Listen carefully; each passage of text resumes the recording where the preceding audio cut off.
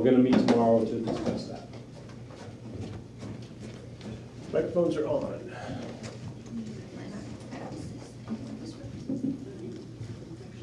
Yeah, they do that, I don't do that. I sent you that. I don't. If you look at the PDFs, they're not. But the PDF file names, they're not, they're labeled correctly. No, that's what I'm Really? saying. Oh, okay. Yeah, you open it up. But they're all different dates. That's every one that I've got. Okay.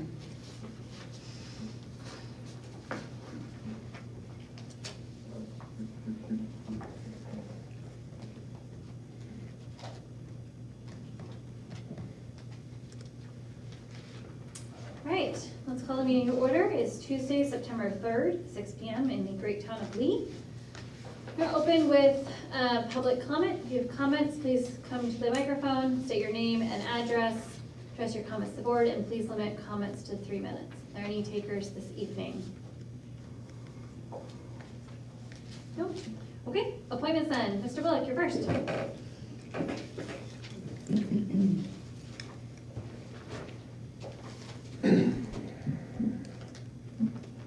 I'm gonna do number 2 before I do number 1. There's a tree on Cartland Road. Half of it has already fallen, fell into the field. The other half, no matter which way it falls now, it's gonna fall in the road. It's big. Fortunately, it's probably one of the biggest trees on the entire road. But it's rotten at the roots. I have talked to Scott, the landowner, so he is well aware, he knows. And obviously, it's a scenic road. By the time we get a public hearing in the newspaper, do it and everything else, we're looking closer to winter. So Karen had told me there's a way to declare it a hazard tree. The 3 of you can vote to declare it a hazard tree, and I can skip the public hearing for that one tree and take it down. If it does fall, which this winter probably has a good chance, yeah, it's taken a lot of other trees out with it when it goes. So, All right. Are there any questions? Is that something you guys are due? You're gonna get a service? John was Orion will come cut it down. We can't take that tree down. It's a maple? Oak. It's an oak. Now, is that on town property or is it? It's on our side of the stone wall. All right. Is that something that Mr. Scott wants to take or? Yeah, he knows. He's been looking at it. Oh, okay, all right, all right. They've already cut the other half of it up. Yeah, It was essentially 2 trees that grew into one, and it broke at the split, and the whole bottom of it's rotten at the roots. all right. Questions?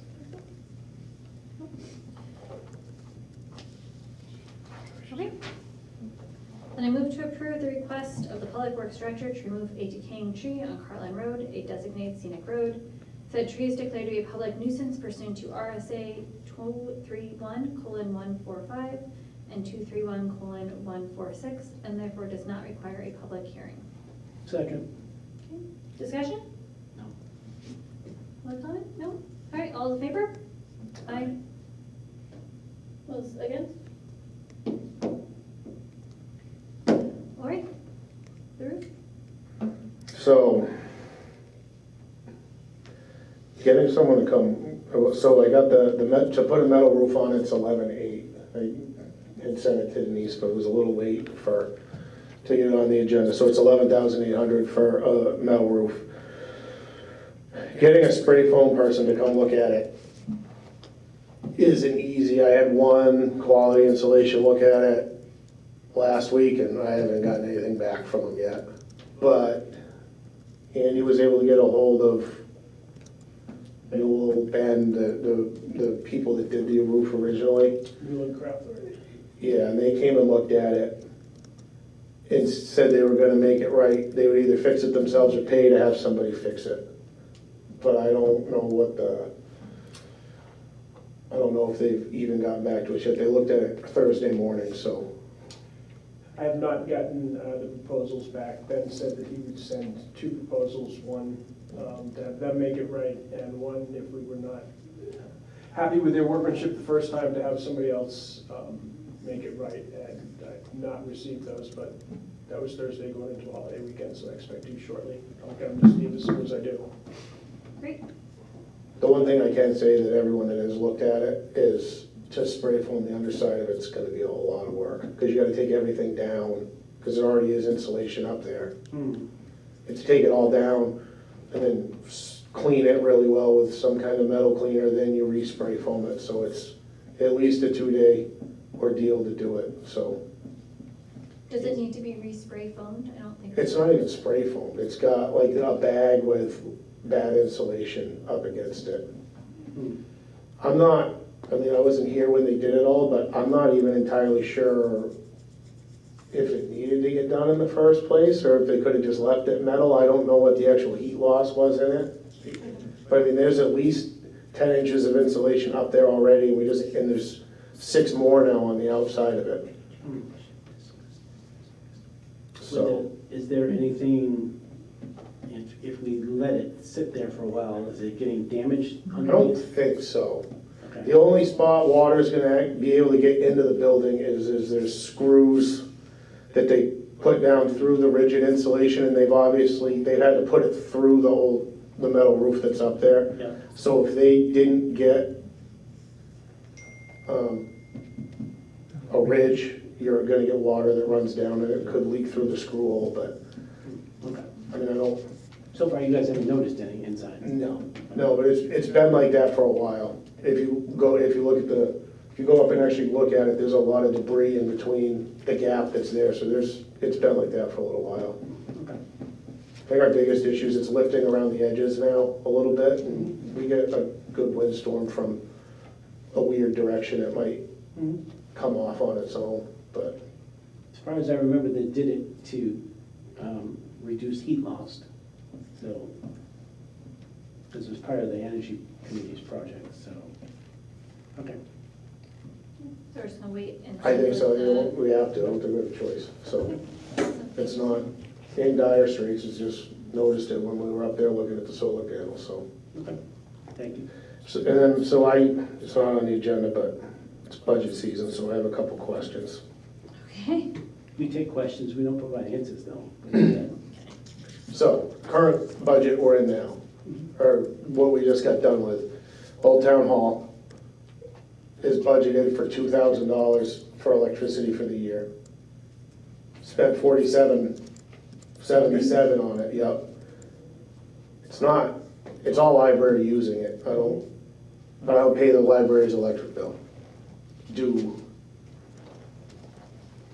I raise my budget to reflect that, or are you gonna put it, you know what I mean? What we, do. what we have always said, just like with the Historical Society, if it goes above and beyond, that's something we're gonna charge for. So, Do we know, do we have an idea? Like, can we definitively prove that it's the library? Yeah, they're the only ones in the building.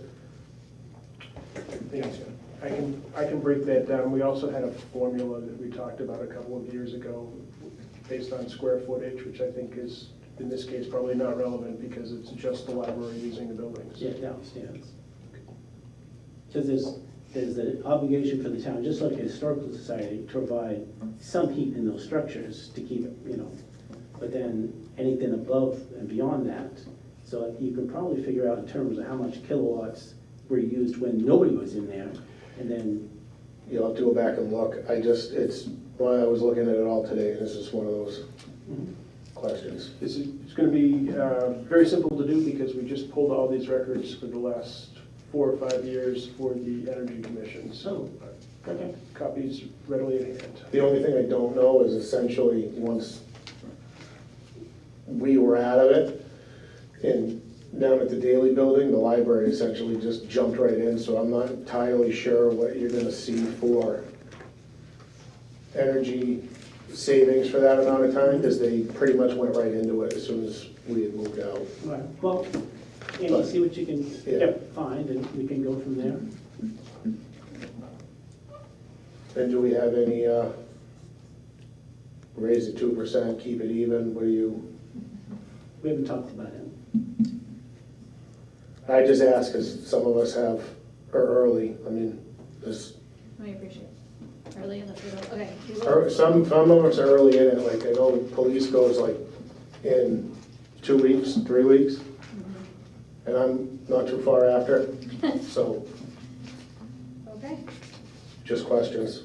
any other questions other than the Yeah. general, what percentage to keep it under? No, no, it was the electric stuff for that, and then that. I mean, I think we gotta make sure we're allocating it correctly, and then, yeah, raise your budget to meet our portion of it, would be my I opinion. mean, it's already at 2, so I just, Yeah, no, I understand, that's what it is. If anything, it'll probably go down. I'm The hoping. rest of it will be charged to the library. Yeah, it's just what I'm asking. Yep. All right, thank you. All right, to the second question, do we have any thoughts?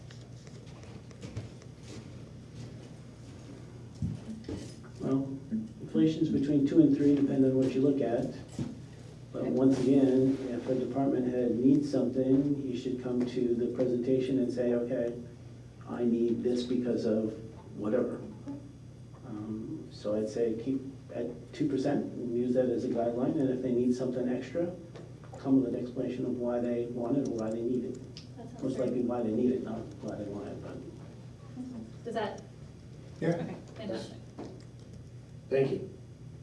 I assume through 2. No, 2 sounds right to Okay, me all for right. inflation, though obviously if you're finding something's going up higher than that, tell us. Paving. Gas is 10%, whatever it is, like, it's, So just come and tell us, you know, Yeah. my budget was this, and now paving is so much more expensive, and same thing with fuel. You guys put in, I don't remember what you put in before, but is fuel changed significantly from the state bid or whatever, so, It's actually staying pretty flat, well, for you, it's gonna be like salt and stuff like Yeah. that, so, which actually didn't raise this year. And then when we just signed, we got lucky. well, that's good, prices look good, so. that's fantastic. We love good news. Okay, Thank you. thank you. Mr. Goodley?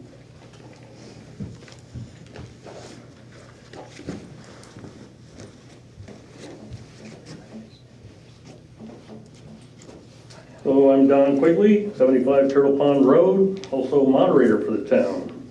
And I'm not really looking for an action from the board tonight, I just want to exchange information for the most part about our big day next Tuesday.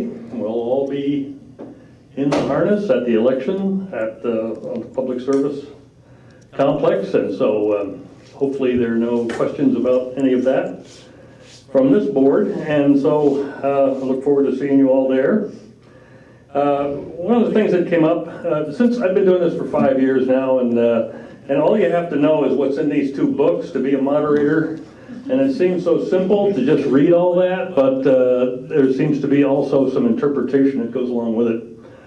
One of the things that comes out is every year we need a crew of ballot clerks to work the election, and this crew of ballot clerks, there's 2 names for this group. One is called inspectors of election and the other ballot clerks, and they're used interchangeably in some cases. Inspectors of an election are supposed to be assigned by the state parties, that is, the 2 most numerous parties that voted for the last governor, which is Democrat and Republican, of course, and has been that for a long time. And those parties can name an inspector of election to serve as a ballot clerk before July 15th of every year. And we never hear anything about that, and as far as I know, the town clerk never receives any information from any of the parties. And so the next default namers of inspectors of election is the select board. Since I've been doing this, however, the select board hasn't played a role in that, and I'm just trying to tidy up some of the things that I took on as a responsibility, and just wanted to sort of clarify. An inspector of election, we're supposed to name 2 from a Democrat and Republican Party to serve as inspectors of election, and they're supposed to be of different parties, and. But the moderator also has the opportunity to select inspectors of election pro tem. And pro tem means the moderator can make that choice, swear them in for the day, and at the end of the election day, they're no longer, their term of being sworn in, their term of election for that position is over. So that's what we've been doing. And we got an inquiry from a person, I'm not sure, Andy and I talked about the person who From the National Republican Party. from the Republican Party about who are we naming as our inspectors of election, and no name was given, and so I haven't followed through in any of that at this point. But each year the elections seem to ratchet up a little bit, and since I've been doing this job, it was COVID, and then it was there's a lot of scrutiny about how elections, the transparency of elections, and all this kind of thing. So what I did was make up a list of names that I'm going to call and have already contacted to be ballot clerks and inspectors of elections, attempting to balance the parties of Democrat and Republican with this list. And so I sent a list out. I don't know if you got a chance to see the list or it's come out. Okay, you have. So all I'm asking is that the select board agrees with me that I can name some of these folks as pro tems, swear them in the morning, and also at the end of the election day, their term of being an inspector of election will be terminated.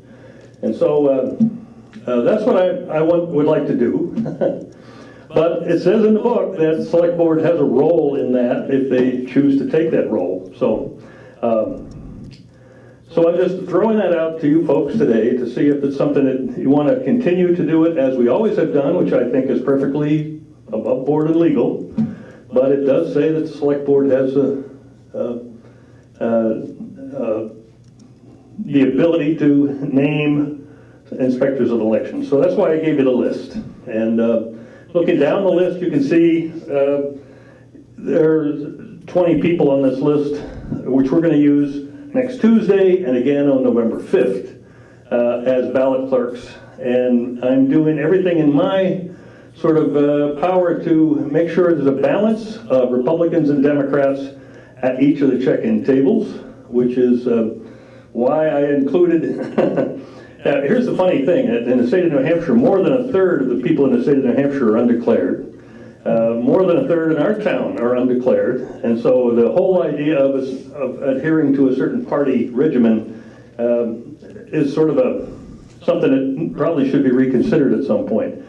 So what I've done here is if somebody is undeclared on this list, I was instructed by the Secretary of State's office to go to their most recent primary to see what ballot that worker took in voting at the last primaries, where they would have taken a Republican or a Democrat ballot. So that's why there's a list on here of that as well. So I just wanted to be real transparent in what my plan is to do that. And as you read about the select board responsibility for naming these people, I just didn't want to get cross-wired of who's going to find all these ballot clerks and what role there will be in that. So I just wondered if you had any questions about it, or if any of you had a chance to peruse the documents and maybe you had a different interpretation of how that's going to go.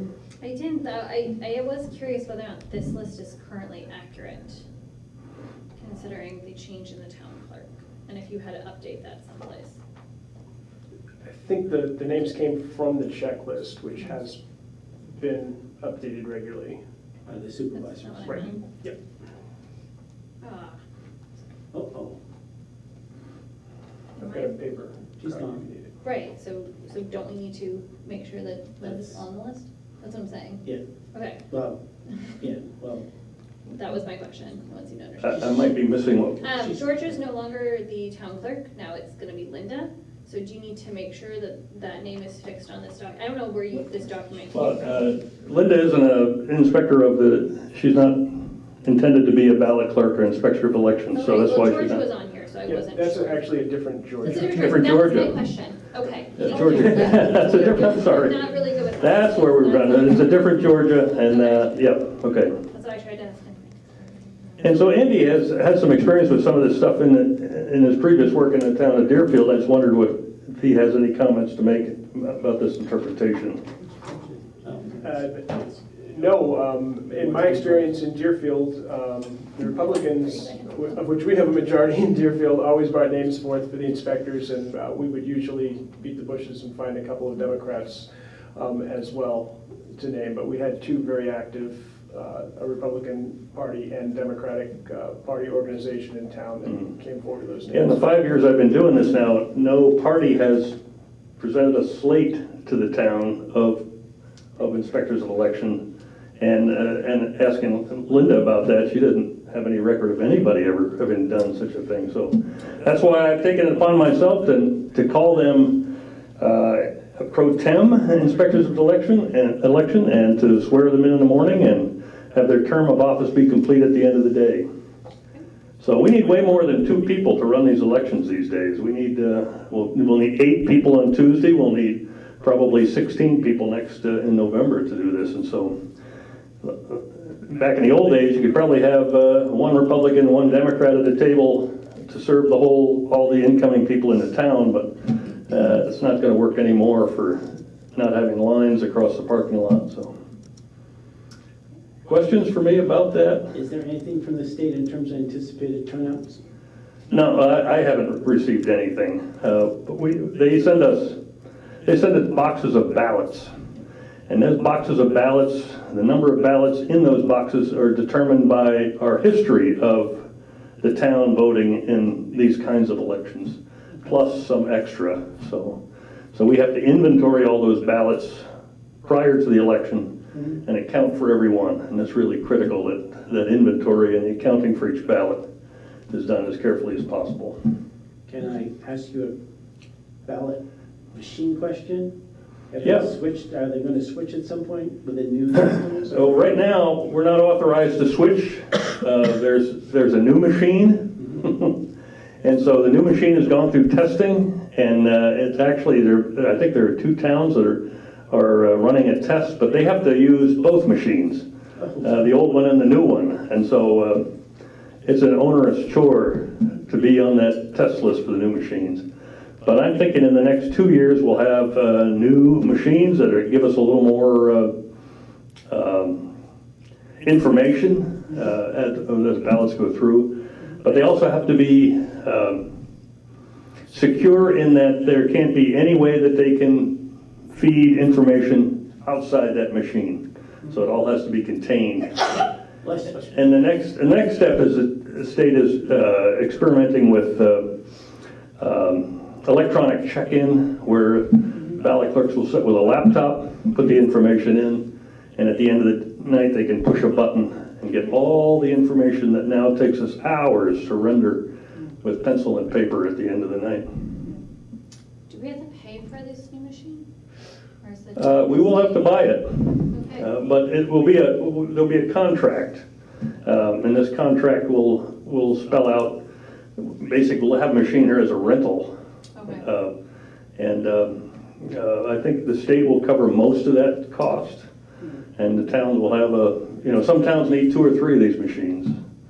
And so we've had the same machine here for many years, and we put a lot of ballots through that machine, and so far we test it every year. We just finished testing it last week, and the numbers are coming out, and the machine's working, and the ballots are being read carefully. And so, questions about it? Comments? The only thing I would note for the board is that I believe Liz presented some budget information last year about the cost of the new machine, and I'm not sure if she included additional funding in the present budget that we're in now, last budget cycle for that, but I have a recollection that maybe she did. Okay. I'll go So, back to the minutes. information I got from the state is that we'll have to go through a town budgeting cycle in March to let the people of the town decide whether they're going to have a new machine that costs a little more money, so. Oh, okay.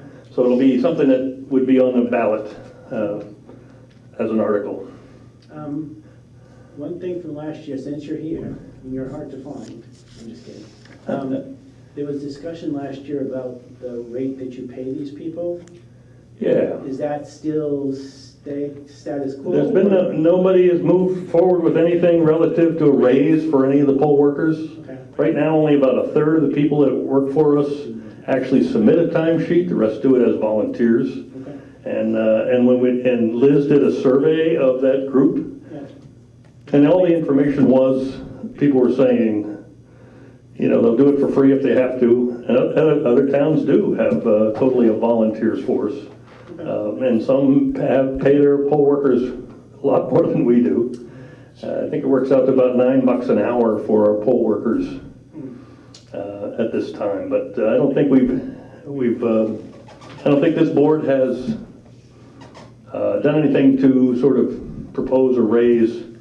And after we got the survey back from our poll workers, we just figured it wasn't necessary. They were willing to do this. They love doing it. As a lot of places in the country and the state, they can't find people that want to do this work. And here in Lee, we're lucky to have just a wealth of folks that love to be part of what this whole thing is. So it's great. They must come for the food from Cali. Well, that's part of it. Yeah.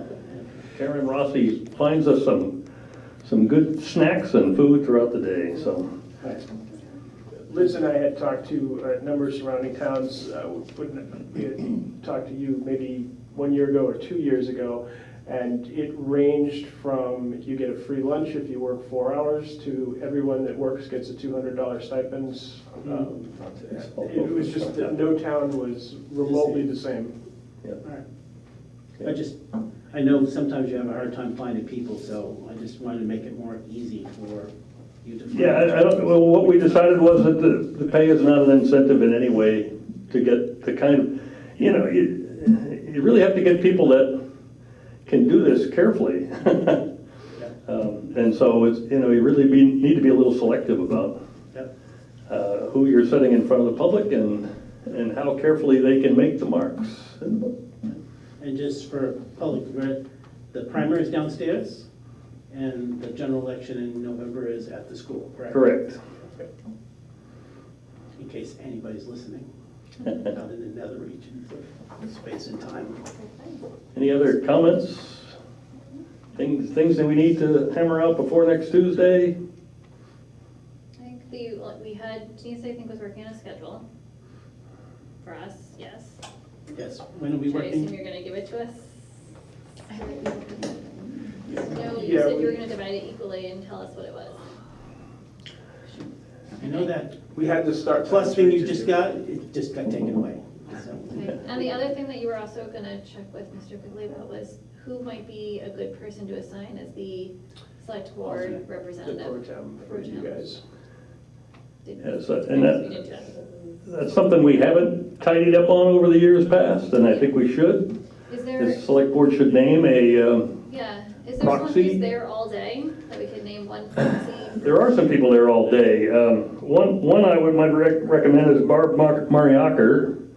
She works in sort of the office area. She'll be there all day. And so if somebody wants to use her as a pro tem, you could make that contact. And I think Scott has used Pat Jenkins and some others. Another person likely to be there all day would be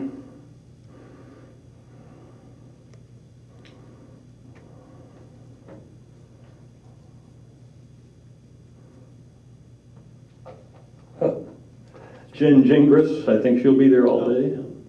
So another option there. But and you can't use any of the supervisors, correct? what's that again? You can't use any of the You supervisors. can't use a supervisor of the checklist. No. Denise, will you ask these two ladies if one of them would mind? And then You know, I need to check on that to see if you can use a supervisor of the checklist. Let me look into that. And it would be simple because they're there all day. They're engaged in the whole process, so that might work. So let me look at that. Plus you know one of them. Yeah. Yep. Very, very closely. Yep. Question? Okay. Thank you very much. See you Tuesday. Thank you.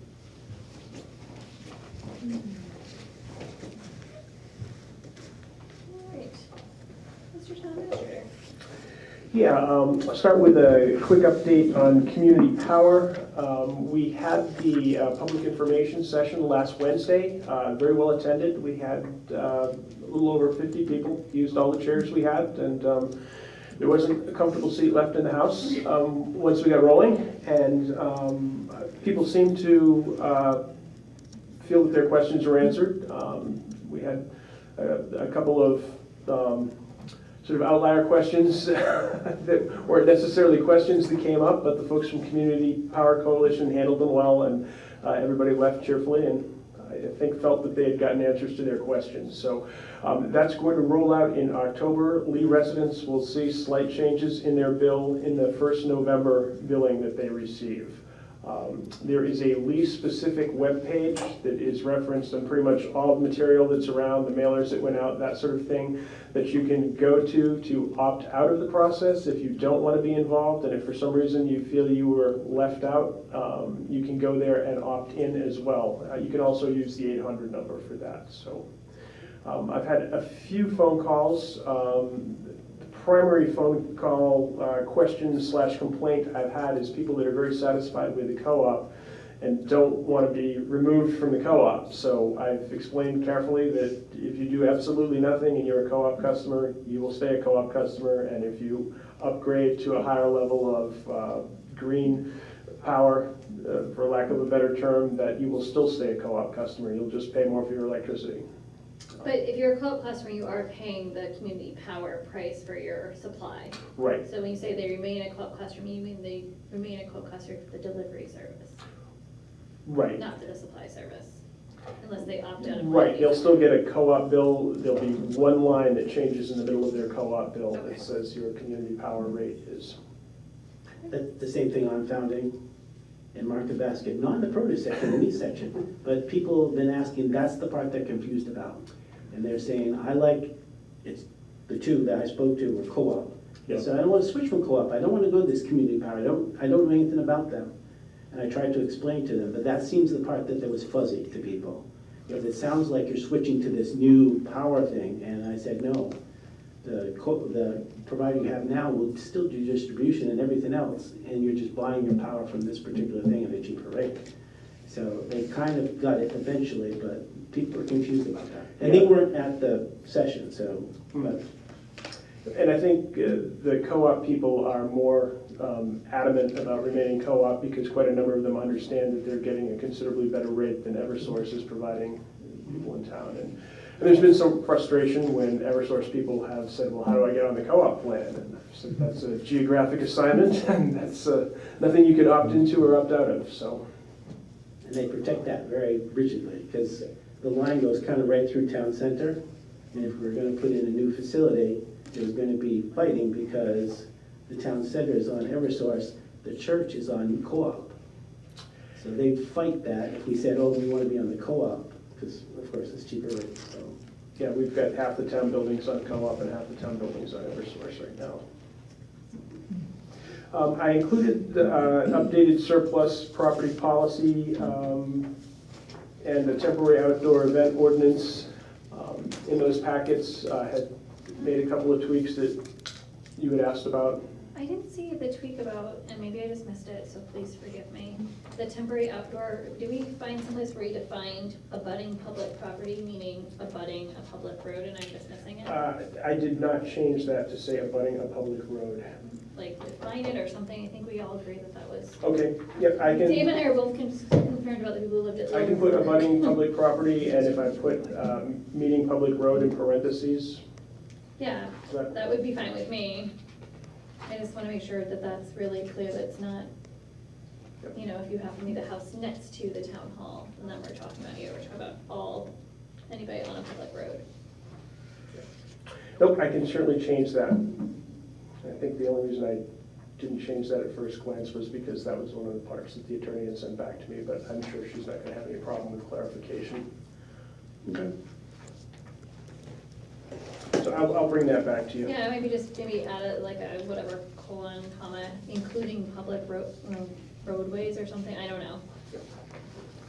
Nope, I can certainly do that, and we've got nothing that I'm aware of on the immediate horizon, so 2 weeks will not pull that up.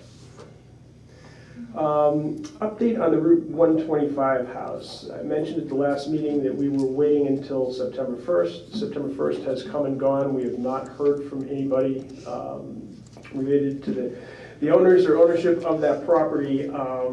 Karen had also asked the town clerk for a little more information, and the taxes are not current on the house for 2 years. We've liened in 2023 and 2024. So at this point, Karen has contacted a company to get an estimate for removal and has 2 other requests for quotes for removal or demolition out as well. So we can move forward with taking care of that piece of property. Is it something that they can just haul away, or are they gonna have to dismantle it, or? That's what we're hoping, but I'm not sure of what state the water attachment and sewer attachment and that sort of thing are in there. So Does it have a septic system, or is it just a tank, or? that I don't know. Hopefully it has at least a tank and not just the old 50-gallon barrel with gravel in it. So, walk me through, so town has to pay for this, and then we Leave the lien? property. So, and then after 3 years, we can deed it? I think actually we will not have to wait 3 years for the lien on the removal costs. That if you seize the whole property for taxes, you have to go through that 3-year process. Okay, so we're just leaning, because we don't get our money back until something happens with it, so. I think there is an interested party that would like to purchase the property, if that's available, but they haven't had any communication with the owner, is my understanding as well. Geocaching. The Conservation Commission discussed the geocaching proposal put forward by Mr. Pomagat, and they are fine with geocaching occurring in the town forest. Some of the members I talked with point out that there were plenty of geocaches already in most of the town-owned forests and conservation properties. This is just the first party that's come forward and formally asked permission to do it. So if the select board can approve the request, the Conservation Commission is fine with it. If you have concerns and don't want to do that, I think they're fine with that too. But As long as there's stipulation that it is not located too far off the trail. okay. I'm okay with if they keep it close to the trail. But yeah, there's a whole bunch of them out there already, so.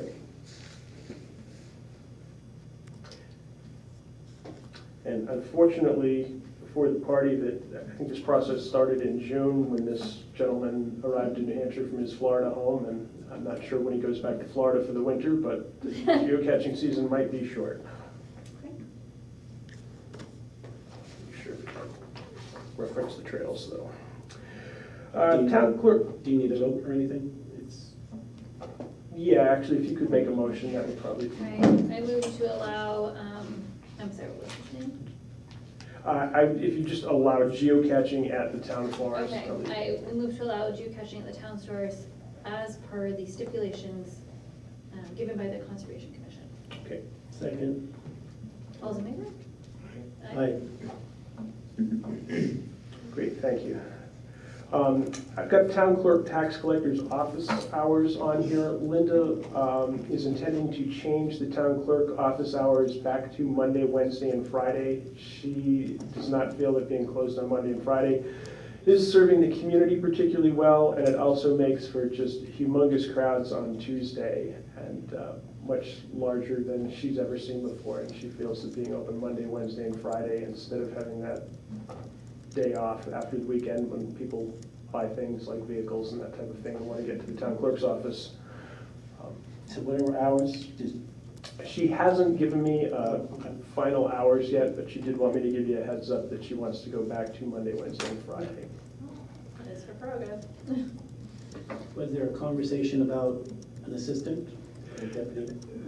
I have talked with her a little bit. At this point, there is no assistant on the horizon, and Okay. Linda is, I think if she's got somebody, particularly if they want to run in March, she would be happy to take them in and show them the ropes and get them going. Otherwise, she's quite comfortable running the office by herself.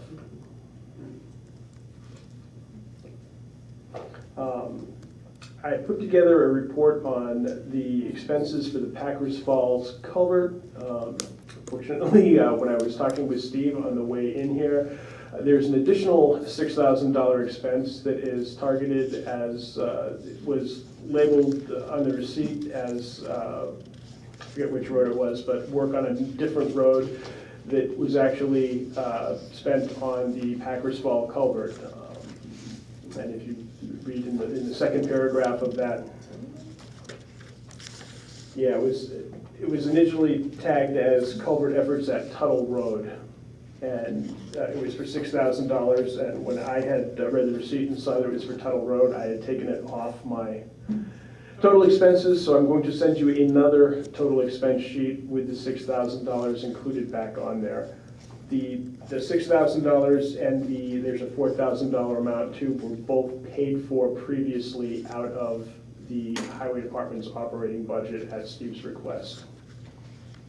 So that they don't affect the expenditure lines, but they do affect what I illustrated as the total cost of the project. It should be $6,000 more than the most recent sheet.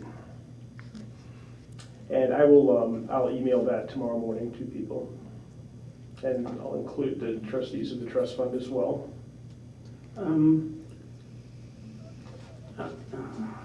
I have a problem with your spreadsheet because if all the detail is correct, the subtotals are not correct.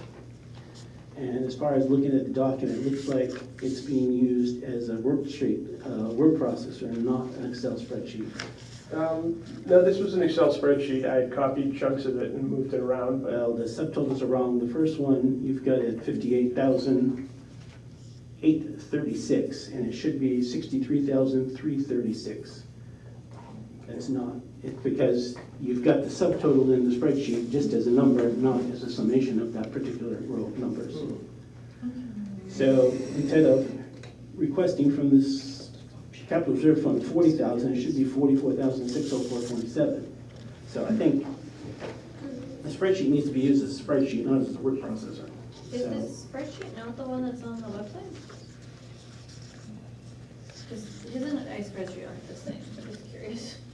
Oh, I don't No, know this either. Okay, There's a new one. there's a new one. I'm sorry, I'm looking at the old one apparently. yeah. No, I can. And that doesn't even make sure include exactly. the 6,000 or whatever you're talking about that's in addition, so. Yeah, I'm sure in copying and pasting those chunks, Okay. but I will, as I said, generate a new one. I'll have that to you tomorrow. Okay.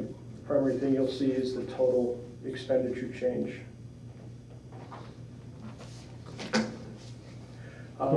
Question? Sure, that's fine.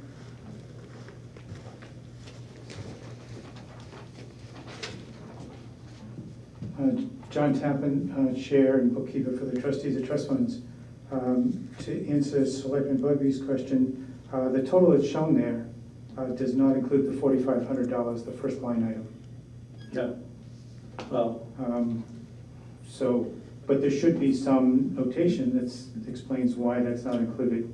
And it appears it could be because that was paid out of the operating budget. That is what happened, and that's the same with the 6,000. Both of those were tagged with, instead of, most of these Streamworks invoices, which are more of a letter than an invoice, come with a title at the top that says culvert efforts, and two of them were tagged with Tuttle Road instead of the Chesley Brook project. And you didn't mention, but the NEBVS total is also incorrect. Either Yeah. one of those yeah, one of those invoices is incorrect, or the total Yep. that's shown should be 1991 yeah, it's off a and dollar. 32 cents, not 1992. Or maybe one of the previous numbers is incorrect. Could be. And that is, of course, because this isn't a spreadsheet doing calculations. But it's in Excel. So Yes, it's might as well it's a just table. Use the, It's a table. There are no equations in this. yes, correct.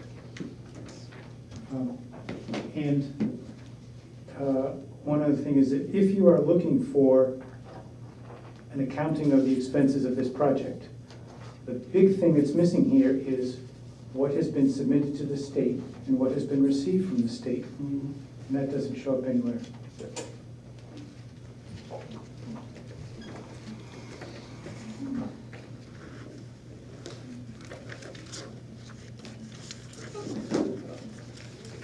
Under miscellaneous, I had the roof, Steve mentioned that. Said I called Newland Crathorne, Ben came out, acknowledged that they indeed had done a poor job putting the roof on. It had been attached incorrectly, and told me that he'd get me the two prices for correcting it. So as soon as I've got those, I will get those to Steve and can go forward. One of the things that Steve did mention tonight that he was thinking is possibly working with them to see if they would somehow split the difference with us and maybe redo the insulation, because he's having a hard time finding anyone that's interested in doing the insulation and then just simply putting a metal roof on top of that as opposed to repairing the damaged one. But he's going to need to see the two proposals before he can make a recommendation regarding that. Okay. Good. And that was really all I had. I need to speak with you very briefly in non-public regarding a salary item, So just A? just A. And Tom, pleased to talk to you as well, under A as well. Okay. Great. That's it? I have nothing else there. Great. Move to accept the consent agenda as presented. Second. Any discussion? Complaint? Complaints. You Complaint? take complaints? Ooh, big. Comments, questions, or complaints? All right. All those in favor? Aye. Aye. You've got questions from the floor? There's the consent agenda items.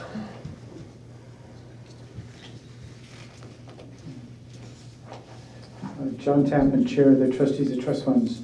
I was expecting that there was going to be a discussion about the Leaf Fair and the Leaf Fair Fund, and I'm bringing that up because I received a phone call this morning from Karen Rossi asking if the Leaf Fair Fund could be used to pay for fireworks. And so I wanted you to be aware that of course, that's a question I cannot answer on my own. Needs to come from the trustees meeting in a public meeting. But the Leaf Fair Fund is created for the sole benefit of and to provide financial support for the operational, capital, and equipment needs of the Leaf Fair. And so now the plan is that the Leaf Fair has been canceled, and instead there would be the Ag Commission dinner, a ice cream social, and the fireworks. And so now the trustees of trust funds are being asked, can the Leaf Fair Fund be used to pay for just fireworks? So I thought that there might be some discussion among the board, as the board's opinion, does fireworks on its own constitute the Leaf Fair? Or do you wish to just leave that to the trustees? You also heard tonight that the plan is to do this coming week. And the trustees of trust funds, we don't have any meetings scheduled yet. So I was expecting that we would hear from the board in some discussion as to then what do I bring to the trustees to answer the question about fireworks coming this Saturday and how they pay for them. No, it's. Everything is canceled for this. Okay. The problem is Mr. Did the chief speak to that? Did you speak to that? No, I understand. I have actually Yeah, less both Denise information and than the you, chief run it. unfortunately. Both Denise and the chief run fair committees, and they met this morning, so Yeah, they can he's tell you. talking about the 14th, not this one. So the money that is in that fair fund, Karen and I raised the majority of it for fireworks. We went and we solicited money to pay for fireworks. And in reading the charge of the fair committee, it's what we deem to be used for the event. So it doesn't say that we have to have vendors there, it doesn't say that we have to do this, have to do that. It's what we propose as an event. So that's what the money is there for, that's what the people who contributed thought the money was going for. So that's, Karen just extended the thought to check with Mr. Tappan about that. But in reading the charge of the Fair Committee, pretty much states that's what the Fair Committee decides what they want to do, and that's what the money was raised for. And the plans to also but- still have the dinner at the same time as the Yeah, fireworks. yeah, and again, we're meeting again tomorrow morning, because Karen had to call the fireworks commission, the fireworks company to see if they're available. It may not be next weekend, it may be a date in October. We'll make that decision tomorrow at another fair meeting. So where's the money for the fireworks come previous to this? Out of the operating budget? No, we raised the money. So what's different about this year versus previous? I'm missing something, I guess. It shouldn't be anything different. I guess the question is, what defines a fair? Is it dinner and fireworks, or is it dinner, fireworks, and a children's parade, and this? I think it's what the fair committee determines what the fair is. That's the question. Yeah. Because since COVID, we've had to pare this down, we've had to make all kinds of changes to make it work. And, Brian Seeley, who's a weatherman, he said there is that chance that there's gonna be rain there, and the high winds, wind gusts. So, if there's a chance of rain, we have to put the tent up. We don't have the people. We keep asking for volunteers, nobody shows up. I So, showed up, come on. but the amount that we need. And so we'd have to put a tent up. And then he's concerned with the low temperatures, the high wind is gonna make cooking the pig difficult with the Yeah. open fire. Yeah. So it's not just, hey, we don't wanna do it, there were a lot of factors involved, and once they come in with the fireworks, we own it. Yeah. If it rains, they get their $10,000 or whatever it is, and Yeah. too bad, so sad. So we're trying to salvage everything we can out of this. So it's not really that the fair's canceled, it's that we're postponing it, and we're going to have a leaf fair later, hopefully. Well, we're not sure if we're gonna have vendors and things like that, so, but we're still going to have an event sponsored by the Leaf Fair Committee. It should be called Leaf Fair. That should be called the leaf fair. So I guess my opinion would be. The name I throw is the Leaf Fair Harvest Supper. So my opinion would be that whatever the fair committee determines is the fair, that's what the fair is. So if they determine that the fireworks are part of the fair, that's part of the fair. So hopefully the trustees will take that into consideration. I would say we had this argument before. I can't remember I what the thought we decision. were fine, but maybe No, not. we've had this discussion. Thank you. Thank you, sir. And thank you for volunteering with the fair.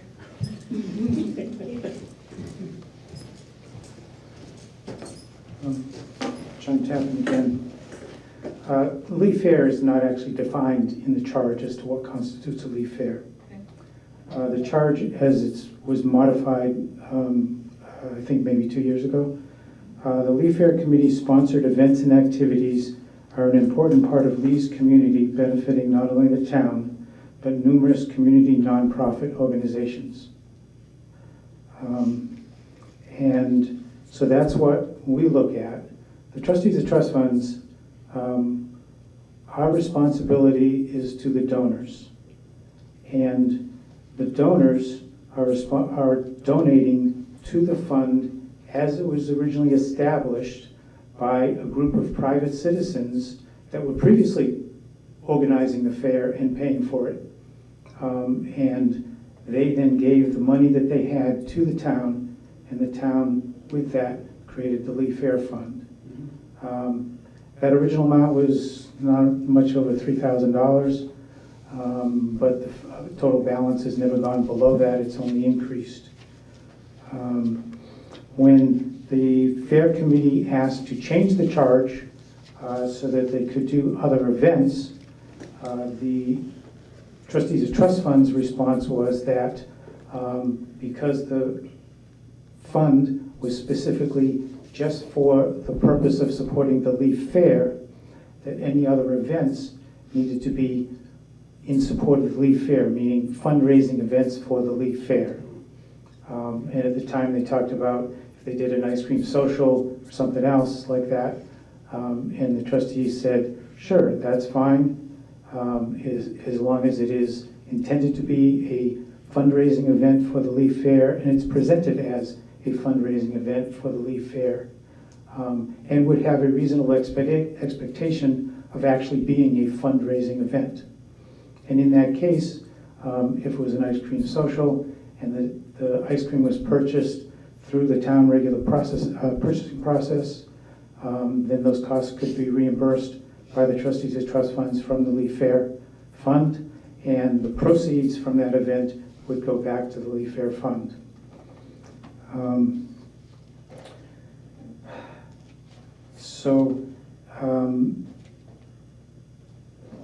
Last year, of course, the Leaf Fair was canceled. We did pay, I don't know, you may not know, but we did pay $1,450 to the contracted vendors that were going to be there. There were 11 of them. That was the musicians, the magician, the balloons, the face painting, etc. The Parrington K-9, the Boy Scouts, and so forth. They all got a Leaf Fair good faith payment. Those ranged from $100 to $250 per individual or group. I would expect that if the fair is canceled this time, that there might be the same thing, which would be a legitimate expense of the fair. But the issue for the trustees is going to be to decide is if the event is reduced to none of these other things happening, the town committees and commissions that have planned to be there, and I know some of them have, are not there, is that constitute a Leaf Fair. And I want to be clear, the trustees of trust funds, we don't get to make a decision about the way we think things should work. We don't get to make a decision about what we think is a good expenditure of funds. We can only go by what was written into the legislation that created the fund. And if somebody read that legislation that created that fund, and then you explained what you expended it on, would they understand? And that's the only freedom that we have. Thank you. Any updates on the old business? I have no updates on the old business. And I see no business, do you have any new business to bring up that's not listed?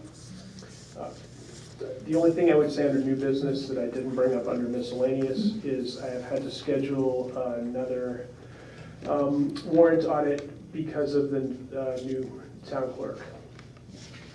Great. All right, thank you. Sure. Yeah, you signed it on top, actually you signed it on top of Mr. Benson's signature. Oh, is that his signature? Yeah, Oh, sorry. I think you can sign it That is again. my horrible signature. you can sign it again since Scott seems to be overpowering yours. I thought that was a chicken dish one. Yes. And I'm Actually, gonna read send it. it again horribly. I read an interesting thing, statistics, I have the number of. I used to have like such a nice signature, and then I became a doctor. Okay, And great. if you Sign look it. through medical school, like, my Did you get it right, signature, Carol? yeah, it slowly gets terrible. Like, I used to have this really nice signature, and now it's a squiggly line. Okay, I move to enter in a non-public session, New Hampshire RSA 91-A:3, Roman numeral 2, under A. Second. Mr. Bugby? Yes. Kristen? Ms. Alter? Yes. Great.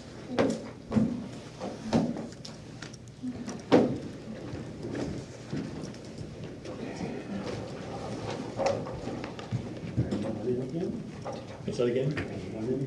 Well, that's gonna be another, I'm in for another year after this, so. Oh, you are? Yeah, yeah, Oh. so, my term isn't up till 26. Yeah. But, I wanna be creative at that point, Yeah. that's for sure. Hey, I'm gonna send you guys an email about this, what I read, my interpretation of the pro tem.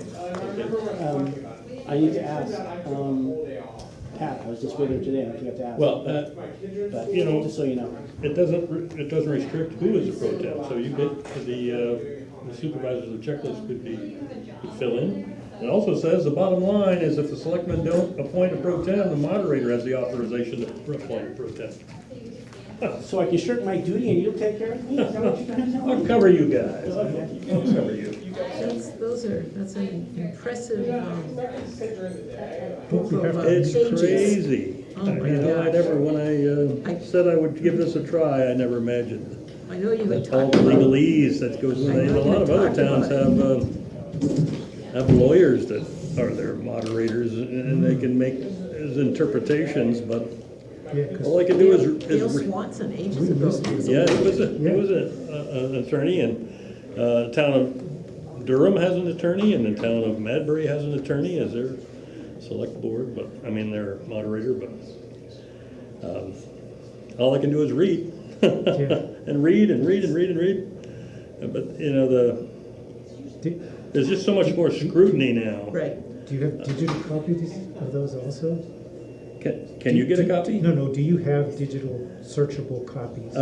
You can get all this digitally through the state, so, go to the state, So I wasn't asking for it, I was just thinking, if you have to look up something, can you just do a find and find every instance? it's not organized that way. It's Oh. all online, but it's not organized in that, you know, So it's not define easy to- inspector of elections. It's It not easy doesn't to- work that way, yeah. so. Oh, And it all refers to, you know, all the RSAs that are in here, Right. so. yeah, that makes But, it you know, it's difficult if it's not easily searchable. Yeah. So 10 years ago or more, you know, you could run these elections a little bit loosey-goosey, and people showed up and they did it, and you know, things were, but now, you know, with the transparency and Everybody had faith. the various parties, Democrat and Republican, want their nose in it, Yeah. and all the way up to their eyeballs, so that they can make sure that everything is done as carefully as possible, so. 40% of us don't want to be either.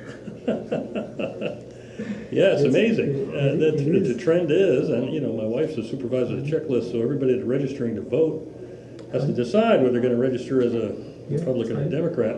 So it just makes more sense to be undeclared, and you can take any ballot you want at primary time, and you're off the list of people trying to contact you.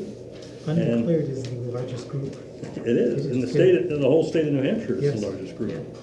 Not only in our town, but, No, the whole state. yeah. I read that it's But about when you 40%. listen to what's going on in politics, you know, it's still Democrats versus Republicans. Nobody sort of recognizes that there's this whole other middle group that doesn't want to be identified as either. Eventually, if that middle group gets big enough, maybe we'll get rid of closed party primaries, Yeah, yeah. because we should not be Well, having. you know, the old guys that get together up in our legislature, they want to make all kinds of fun rules, like no undeclared person can vote in a primary. That keeps coming up every year, and so, By having closed party primaries, it means you cannot vote for the person you want. right, Because if you want someone in one office that happens to be a Democrat and someone else that happens to be a, you Right. can't. right. Um, So, and then some other states, like Maine, has gone to ranked choice voting, which is a hugely complex thing to try to sell to the public, but I think it makes sense to Yes, me. I think it makes sense too. Makes a lot of sense. Open parties, open primaries and ranked choice. Yeah, yeah. And I think the candidates that we end up electing would be quite different. Yeah. We gotta get you up to the legislature so you can introduce these things and, Yeah, and you know, but the Support problem them. is in New Hampshire, that would be the end of the first in the nation primary. Because then the two parties, which still are 60%, at least in New Hampshire, Right. 60% of the electorate is in one of the two parties. yeah. Yeah. And so they're not gonna go for that. Well, But but if there's an upside, it's that things are changing more all the time. So, you know, nothing remains too static. And I think based on this election and the next couple of elections, might have to have some drastic reforms in some areas, so. The parties are working very, very hard to alienate as many people as they can. Yeah, seems like it. Huh? I mean, especially when we had a Democratic Party tell us that our votes, votes wouldn't count from the primary. That's Well, pretty bad. that's one of the hard parts of doing this job as a moderator, is you're not allowed to have an opinion. Yeah, You just have to it's- follow the rules, so. Yeah, I mean. You can have all the opinions you want though, John, so. I can. Well, I mean, we struggle with that a little bit in the trustees, as I just mentioned, but because there's been times we've been asked to pay for things and we say, this makes perfect sense. Yes, we understand it. Yes, residents would have voted for it, but we can't release the funds because you didn't put it before the voters. Yeah. And they didn't vote for it, and there is no Yeah. agent, and so Yeah. you can't release the funds. What about you as moderator here when my term runs out? No. No? Or Ann? No, no. You guys have had enough in town, haven't you? I don't work well having to ad lib, having to make the decisions on the fly. I usually don't come up with a good understanding until 5 o'clock the next morning. Yeah, I know. Yeah. You wake up and you say, oh, now I understand the Now I get question. it, huh? Good to see you guys. Good to Take see you care. too. Thank Denise? you. Thanks Good to thanks see for you. the work you're doing.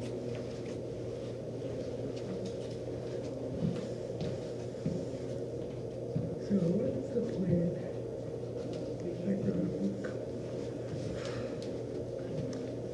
Well.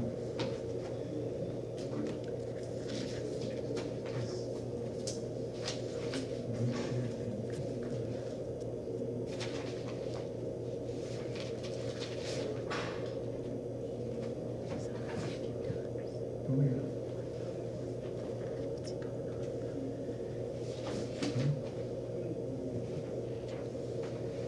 Here, Andy, your family.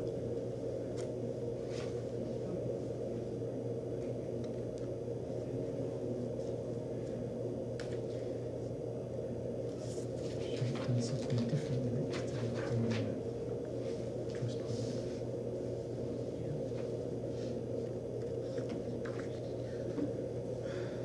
Unfortunately, I can't get rid of it. So that was interesting.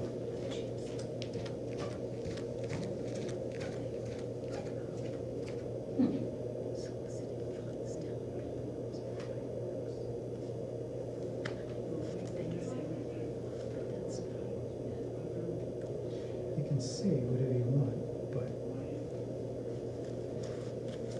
you've got a fund that's defined. I mean, you run into the same problem when the library trustees wanted to put into the voter's guide specifics about what they were gonna spend the money on. You say, no, wait a minute, that essentially constitutes a change of purpose.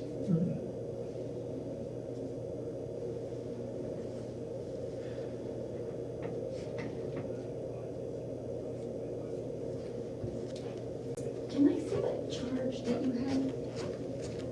I just want to reread it again. I read it earlier, but.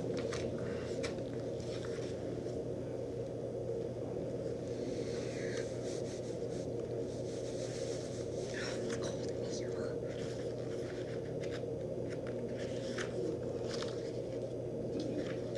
This is a leaf Yeah. committee charge, Yeah, and yeah, this was from 22, I believe. There's more. Right? this is the leaf fair fund authorization. Oh, this one's, oh, we did both, okay. So last time we paid for fireworks was 2022.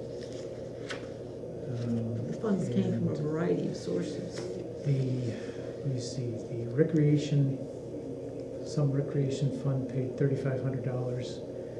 The Ag Commission paid $1,000, and the Leaf Fair Fund paid $4,500. But that was when there was, a full fair. And, because last year it was canceled. Last year at first it was postponed, because there was a hurricane coming. Yeah, I know, right? So it was postponed a week, and then it was canceled. And that year we did pay, the expenses were $2,000 then.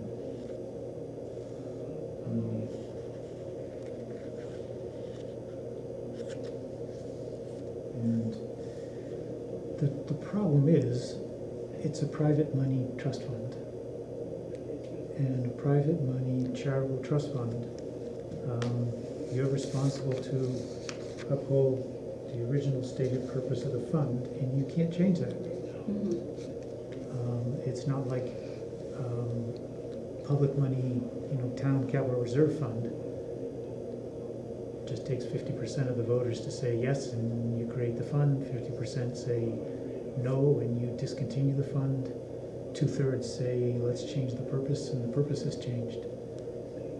But with a private money fund, we can't change it. The board can't change it. If you want to use it for something different, you have to take it to court. And I know the Fair Committee has said they think this is the last year for the Lee Fair, that they're not going to do it next year unless there's a lot of new volunteers. It's just getting too hard for the people that, the people that do the majority of the work. But it's, when they started doing the fireworks, it turned it into originally a 14-hour day from when they first started till the last person's done at night. And yeah, that's just way too long. That's a long day.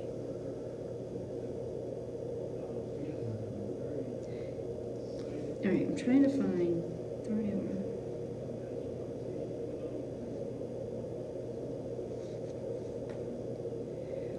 so I'm just trying to narrow it down to what, I know the name, we went through this whole name thing a couple of years ago. Yeah. Which I thought you were gonna mention when you went up there, but you didn't mention that. But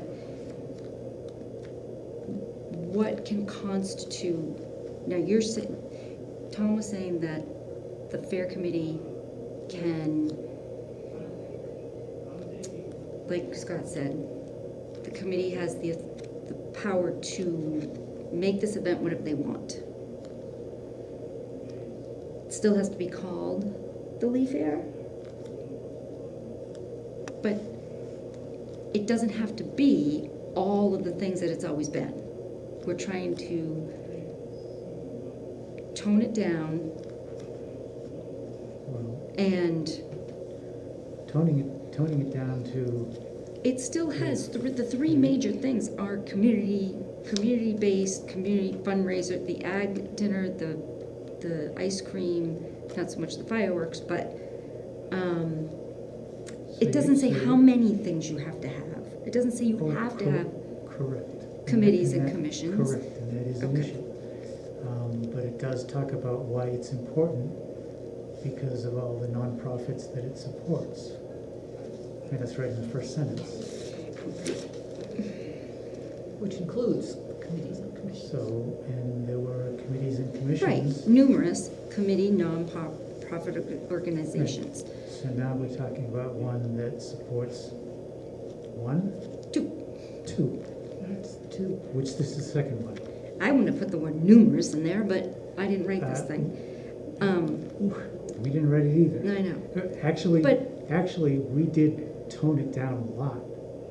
This. The original? Yes, I The remember. original said that the Lee Fair Committee had to make reports to the trustees of trust funds whenever we requested it, that we had to approve what they were gonna do. It was ridiculous. I remember that.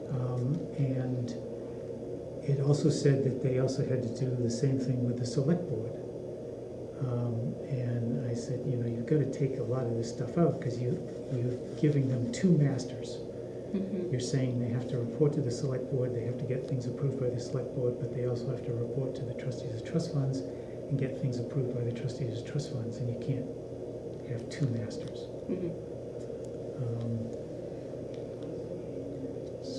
So I think what, you know, Tom might have been getting at is that if we want this to be 2 events, it can be 2 events. Scott even said the committee has the authority or the power to create, to set the parameters, decide what's going to be there, what's not going to be there. So The other part is that it's a trust fund, and that has to match. Police chief said when they solicit money for the fireworks. Now, when you actually talk about soliciting money, and the 2 people that do the soliciting for the funds are the police chief and zoning administrator. That smells so bad that the town shouldn't even be allowing that. Think about that. no, you don't have to make me think about it. And it's already shown up as being bad. 3 years ago, we had a company in Lee gave $2,000 to the Lee Fair, and they did it in June for the fair that was going to be in September. And the next month, they're in front of the planning board. Development company.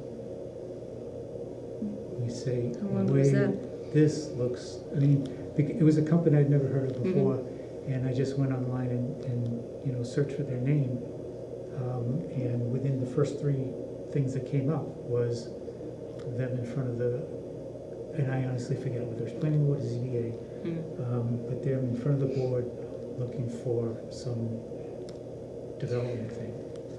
Well, I mean, And it's you an could it's an probably appearance connect thing. a lot of, Dots.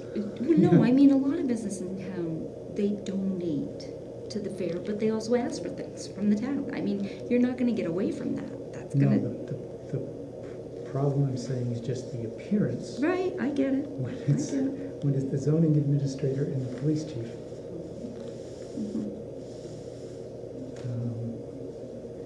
And if it was other, you know, any of 6 other people that are on the committee doing it, it wouldn't look bad.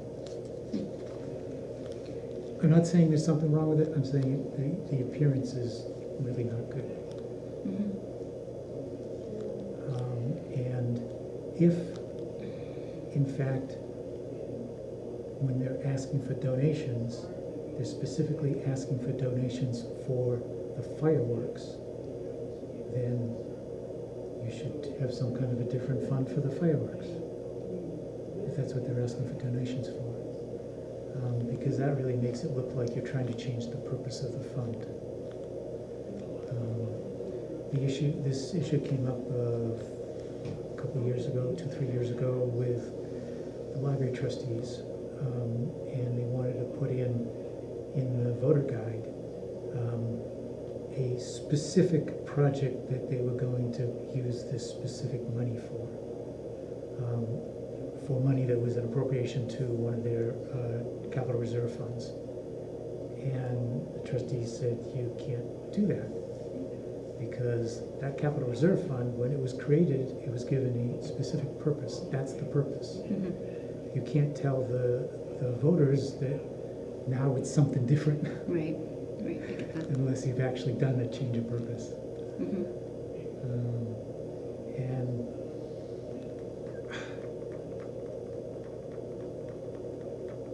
so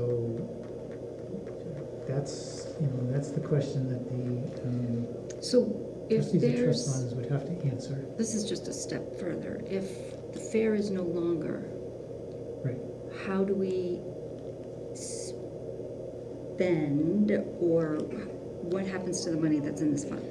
So my understanding is that what happens to the money in the fund is it stays there forever.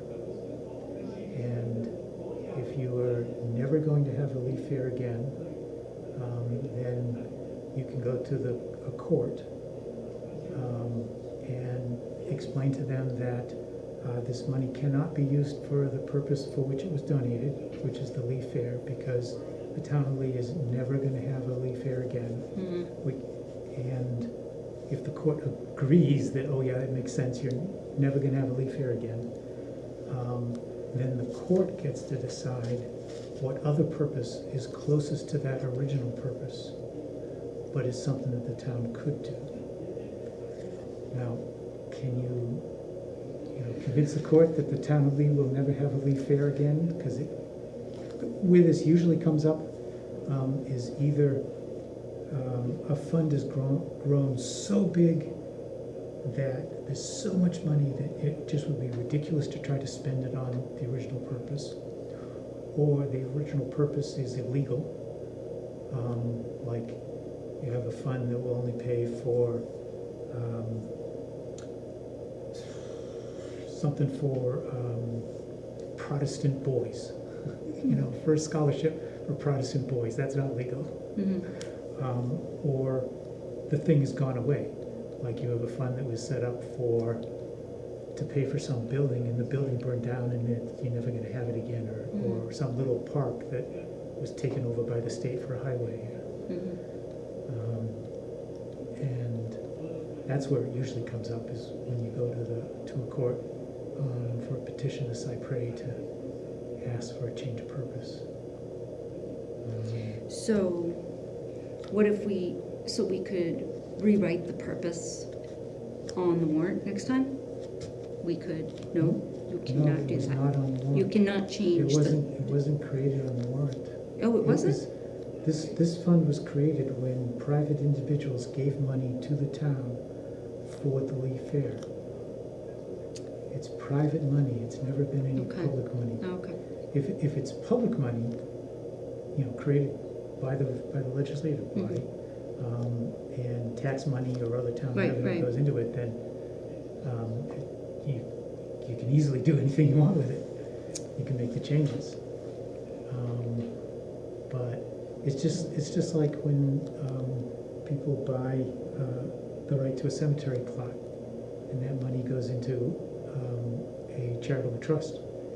That can only be used for that particular plot. It can't be used for anything else in the cemetery.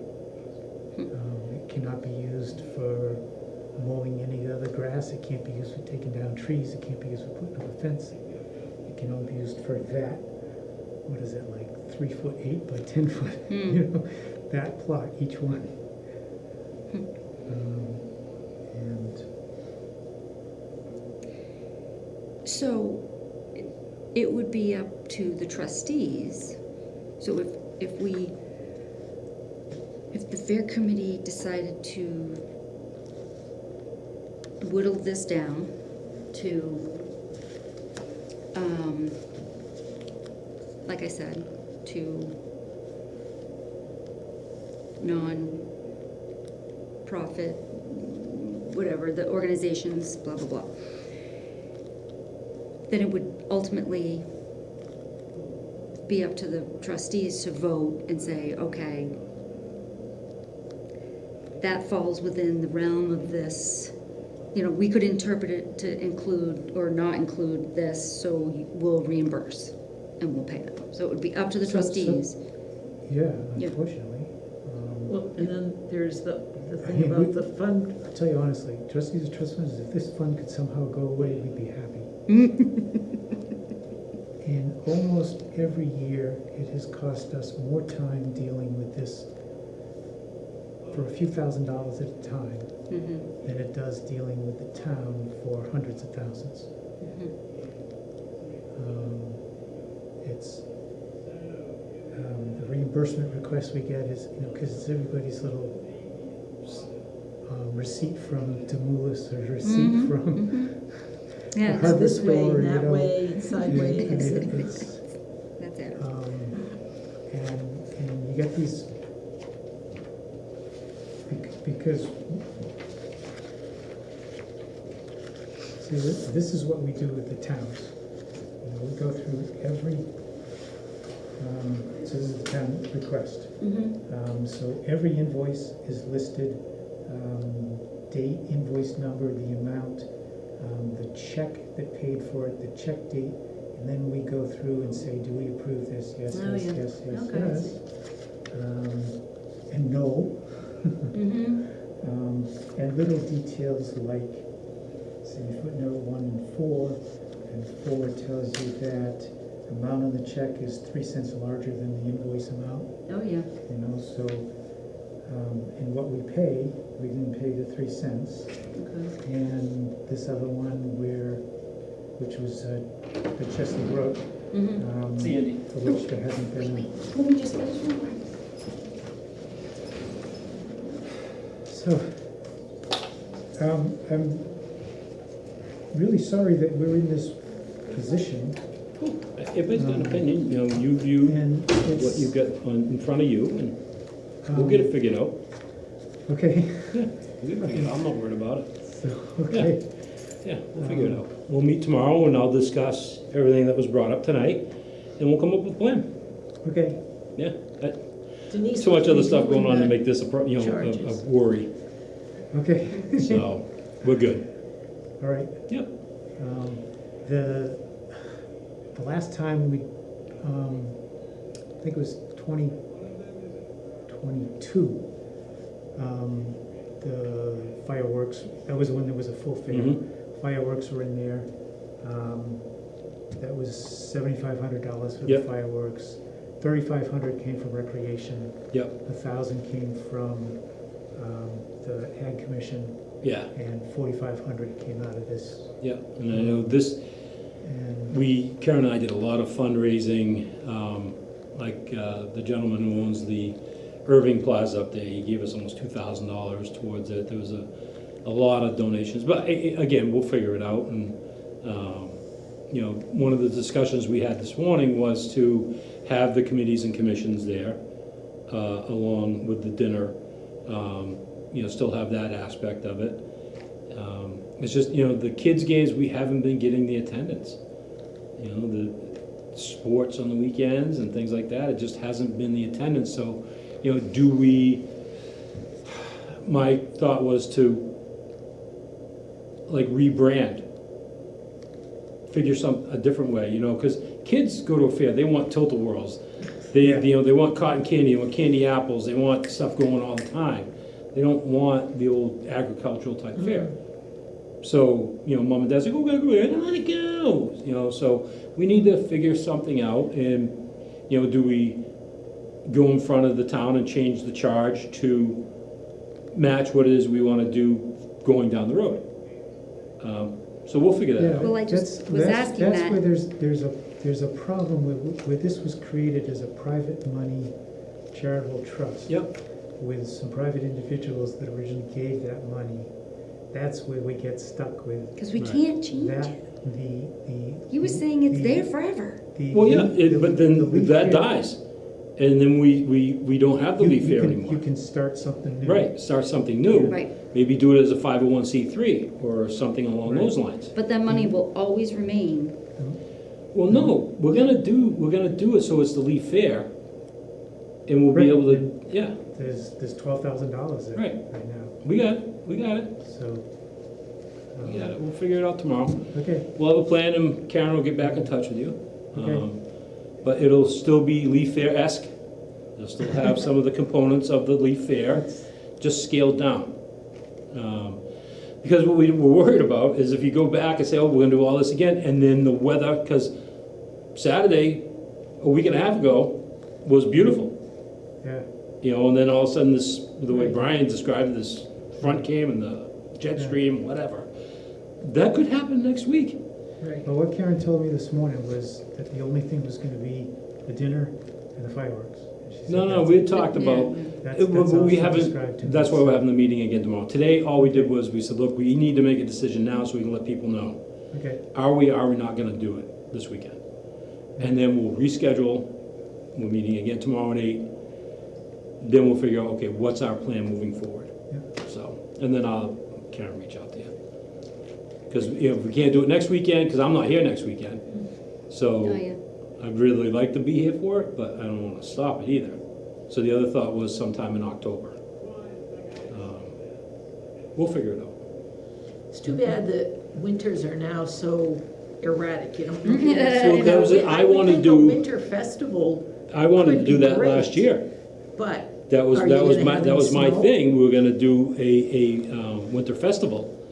And, it's like, okay, No well, maybe ice we and do it no December. snow. Look at that, no snow.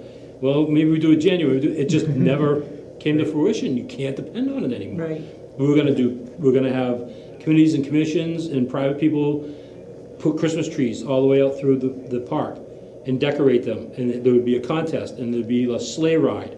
So people could vote on the tree they wanted. You know, I had all this vision in my head. Yeah, I think Just there couldn't could do be it. some really Yeah. fun things for kids. Yeah, we're gonna do But- ice skating, we're gonna Yeah, flood try to an play area, ice make a skating. pond.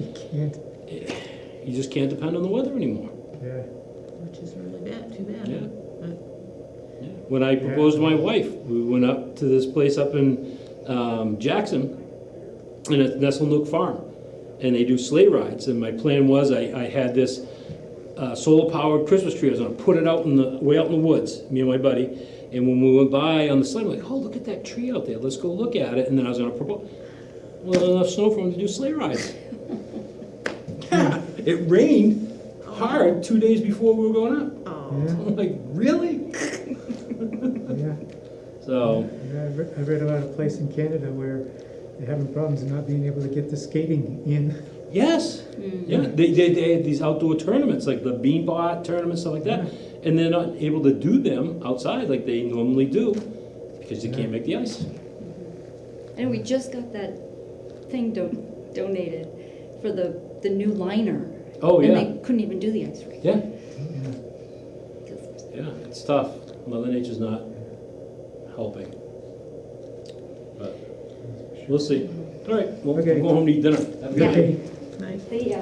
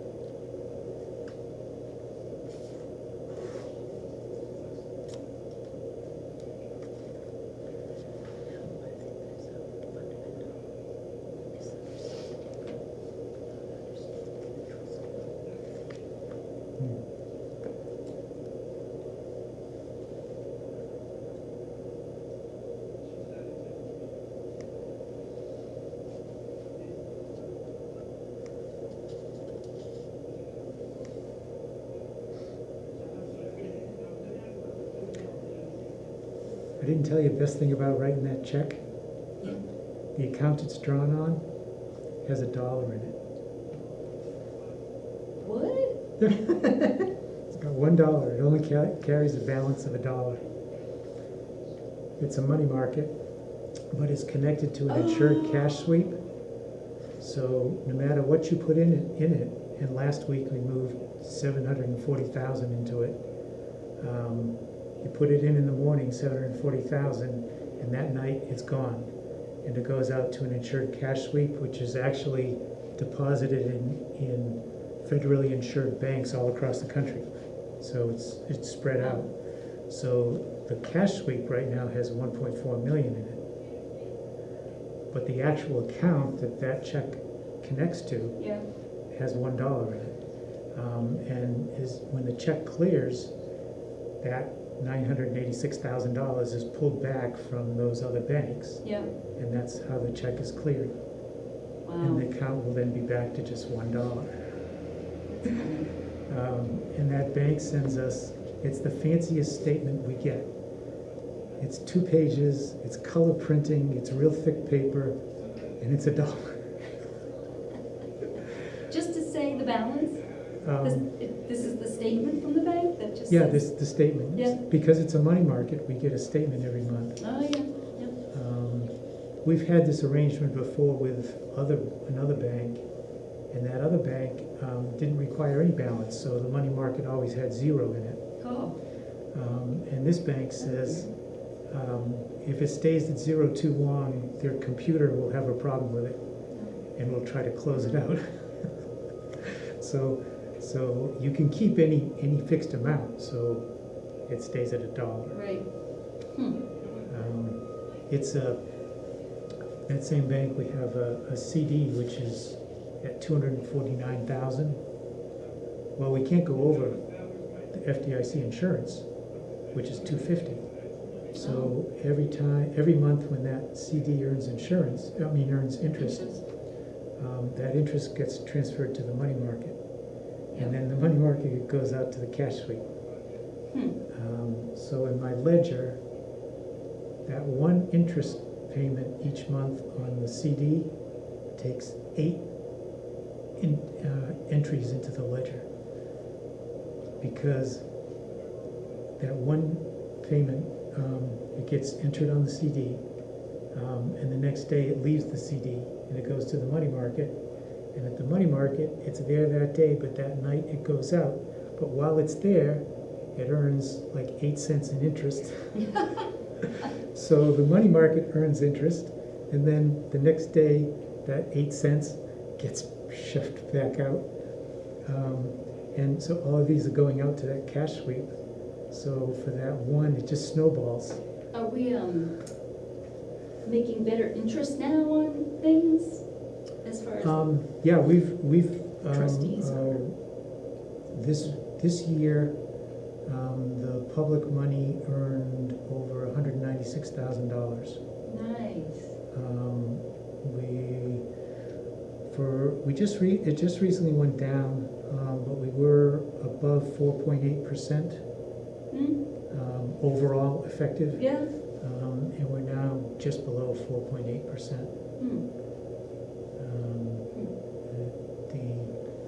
We're earning different rates on different funds. The best is 5.37. That money market is only earning 3.25, but we only keep $1. So, Right. so we're doing. When inflation was really bad, we were not able to keep up, of course. But now that inflation is tamed, mostly, we're doing significantly better than inflation. So obviously it's a better idea to send it out to the sweep rather than keeping it in the money market and making. The limitation is this particular bank does not collateralize funds. So if we have more money than is covered by FDIC, Yeah. it would be uninsured. Oh. We keep close tabs on the health of the banks. So why And this is is why is there a cutoff of 250,000? That's the FDIC insurance coverage. If you That have doesn't make any sense. if you have money in an FDIC insured bank and the bank goes bust, FDIC will cover your accounts up to $250,000. What? So and we've had that. I told this cash sweep. We've also done that with certificates of deposit. There's a CDARS, Certificate of Deposit Account Registry Service. The money goes in through a local bank, but it's actually in CDs in other banks. So this FDIC insurance thing for 250,000, this is federal. Federal, So it doesn't matter what state you're in. correct. It's 250,000 no matter where you go. It's 250,000 no matter where you go, and it's 250,000 per, and I think account holder is actually not the right term, but if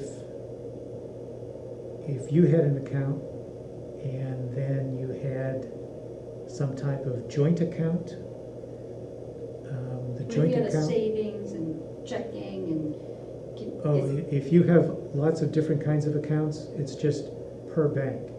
It's per bank, so. Correct. Okay. So if you have a checking account and a savings account and some certificates of deposit, if that adds up to more than 250,000, and it's all in your name, In one bank. in one bank. Right.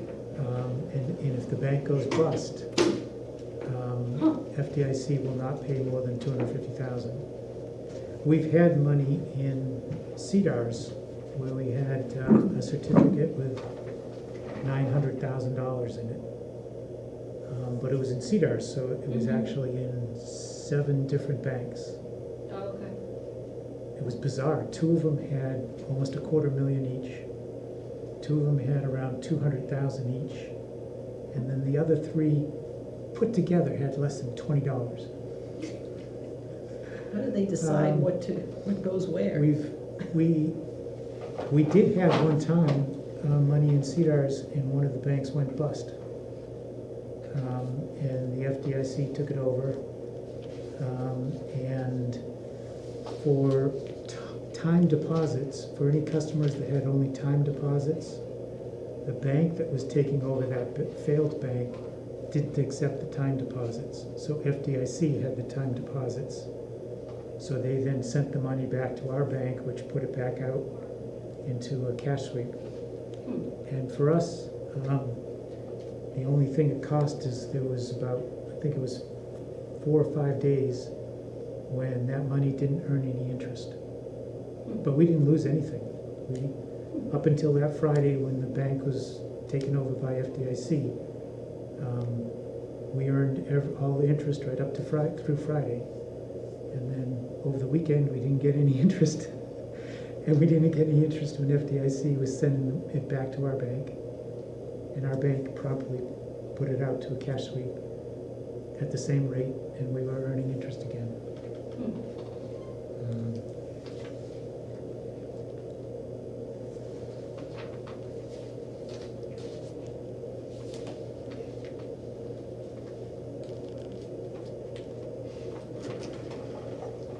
Interesting.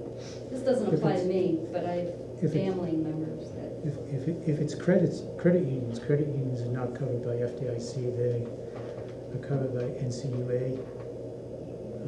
It's the same type of federal organization with the same $250,000 coverage limit.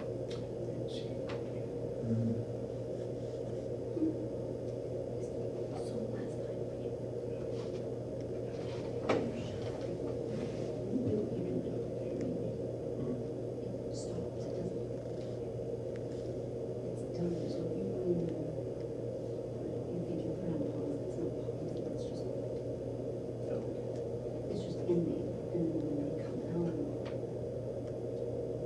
I don't know what's happening when you go in after they come out. I don't know, but it's no way to them. That's what they haven't been positive, I was wondering about the most part. For the most part, yeah, I don't know last meeting was positive, so I was doing the, and it's not there yet. I don't know.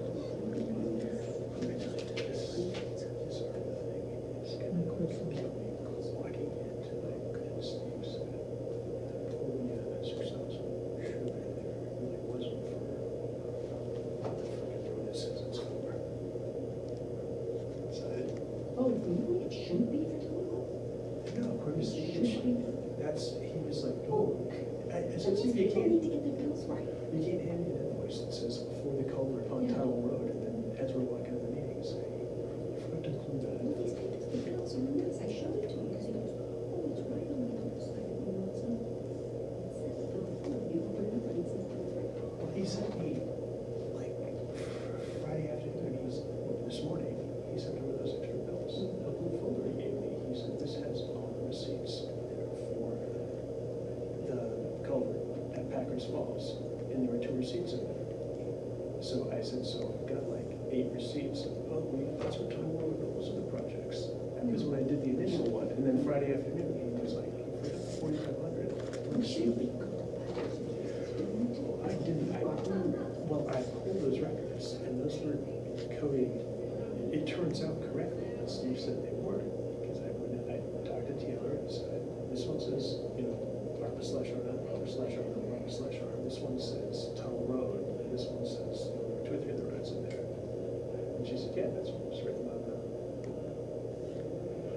So I don't know, it's, and John was right, I didn't include the 4,500 in that total because it would be paid out of the highway operating budget, which I would have read this was after the.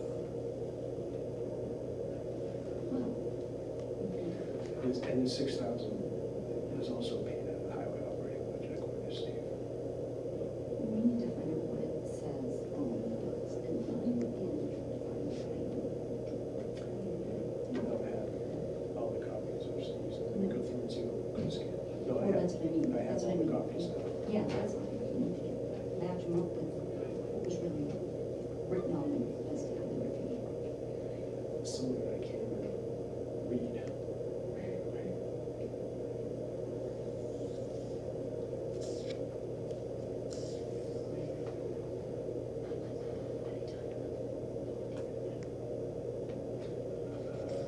No. Talked about that already.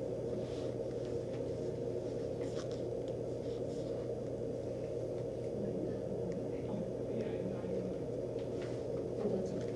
Anyways. So can you? No.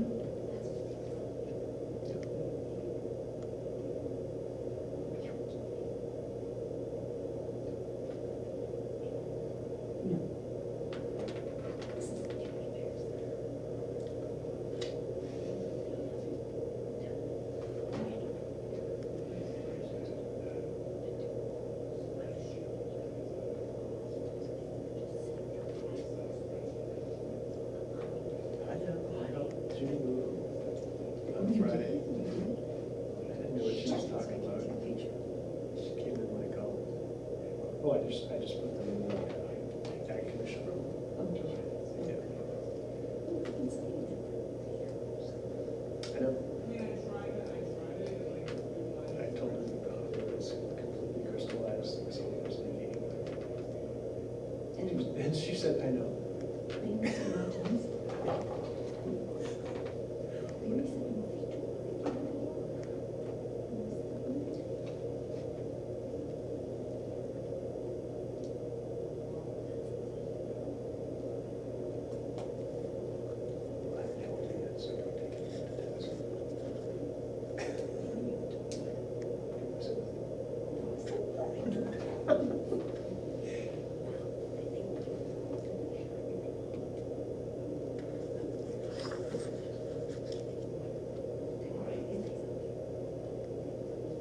I was supposed to tell you to do that.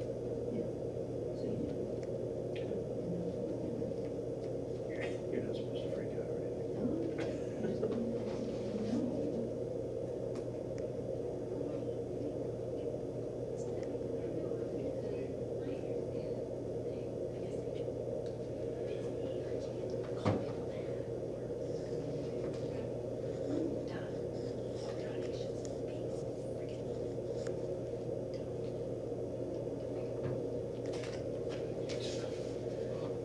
Hopefully Rebecca's ready. So.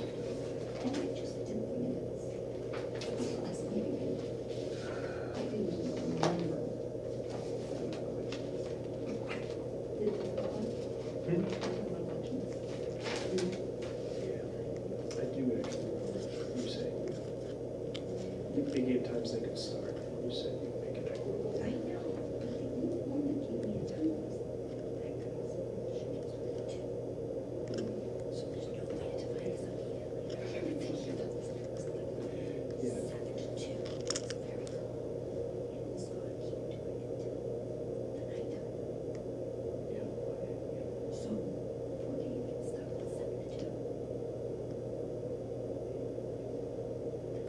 Send him the times and find it. He has taken a day off. He knows what it has to stay with his feet for certain periods of time. There's what those agendas stuck in two different places. Sorry, these orphans from 2021. Just do the times. There's something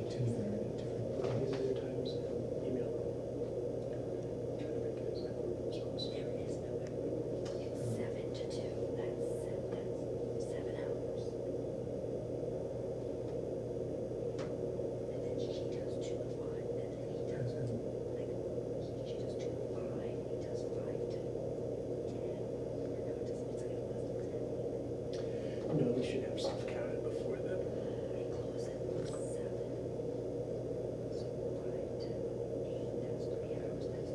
Well, if they can't do it, he can name a proxy for the time he doesn't want to be there. But we could give them all equitable shifts and say you need to name proxies. In between you.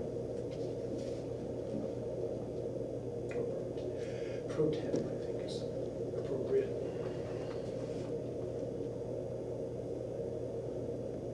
I don't think we're Scots anymore. I thought they did. But let's say it's up. Yeah.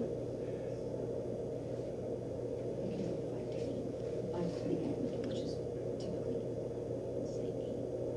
So it's 3 hours. This is 3 hours.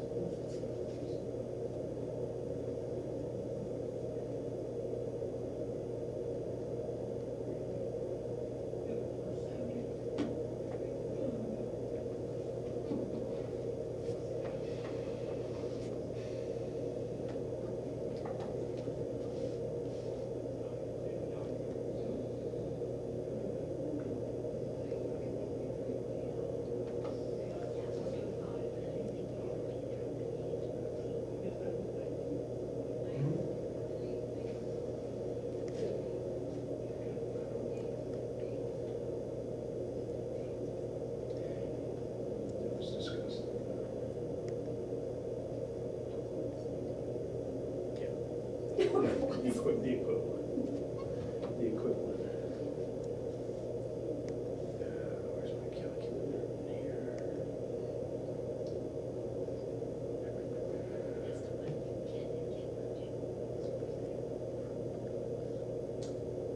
Yep, I do.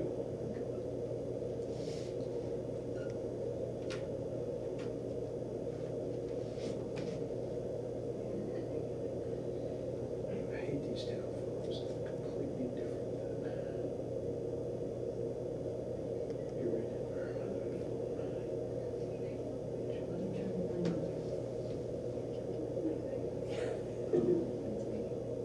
No, it's not on mine, it's, front and center of the first page, this one. I gotta dig. Looks just like mine. It does.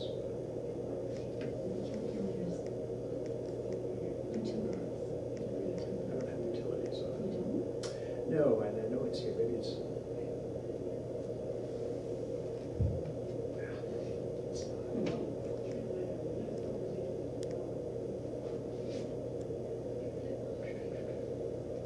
Yeah, there it is. It just looks different. Can you read that or is it too small?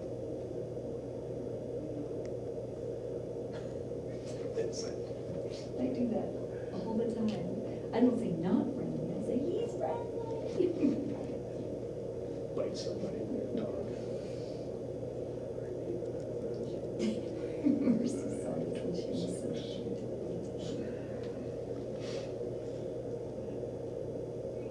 So Linda's you, so this one would be.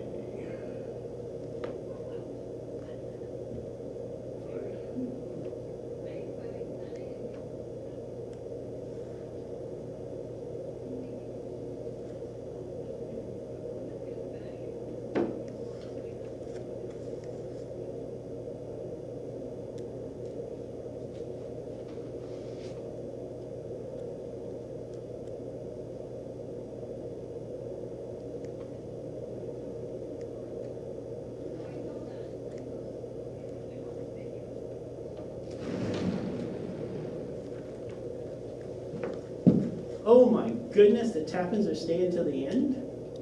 Can we see you, Mr. Andy? Oh, I should take this, I suppose, from you.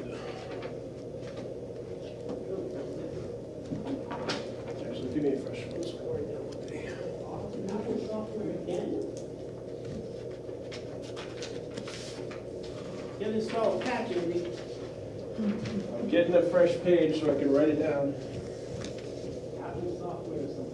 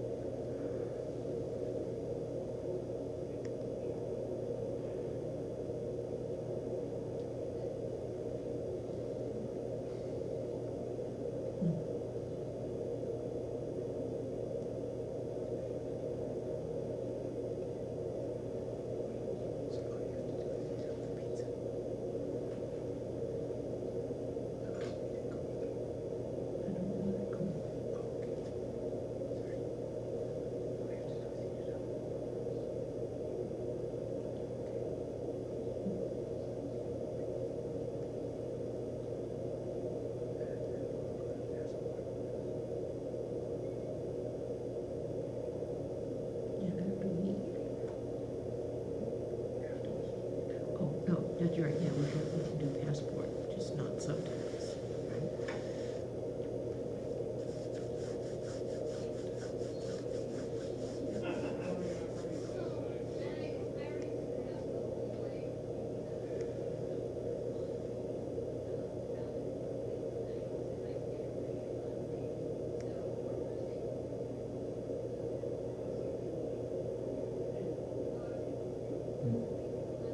This goes down a lot faster.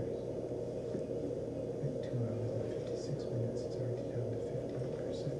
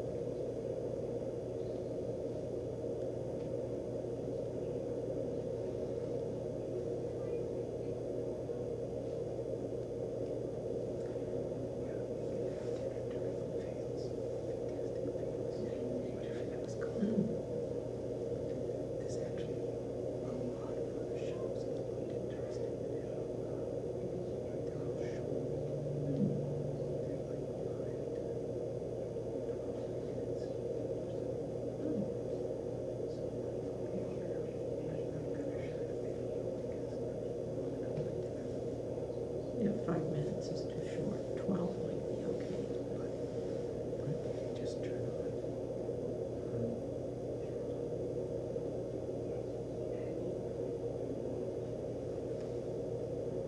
It's called, all right, just automatically goes to the next one. Mm. You know, so if you got, if you have 3 shows that are like 8 to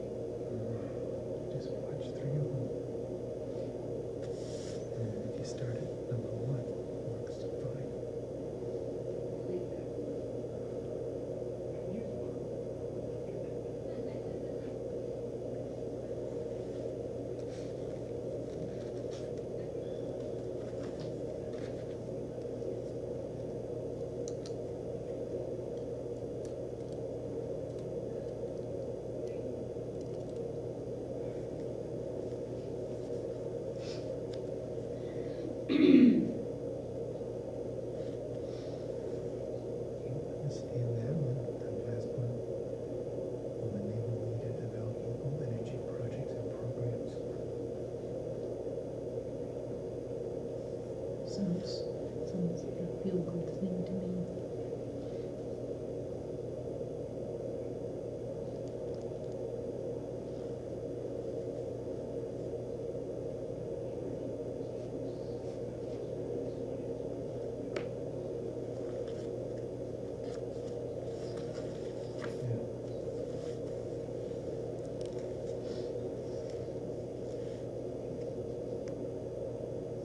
It's a good thing they had a good turnout.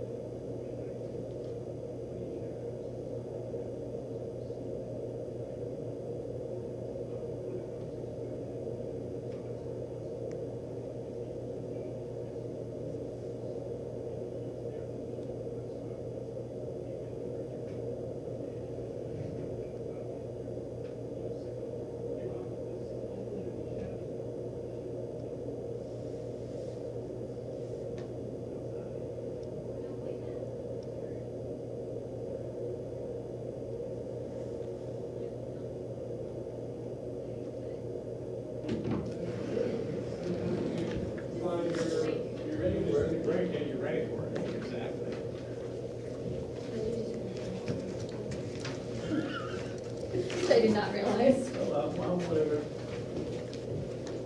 Maybe it's in your folder. Did you review the minutes? Oh, signed it? Those were just missing from the signing things. Yeah. Did you do this? Or this today, Friday? Today? I don't know. Did you do it? Oh, manifest When- sign. when- Yes. Yes. when When you I reviewed it, came yes. in the other Dave day. did do the minute. Yes, that. Okay. All right, motion to seal the minutes for non-public. Second. All those in favor? Aye.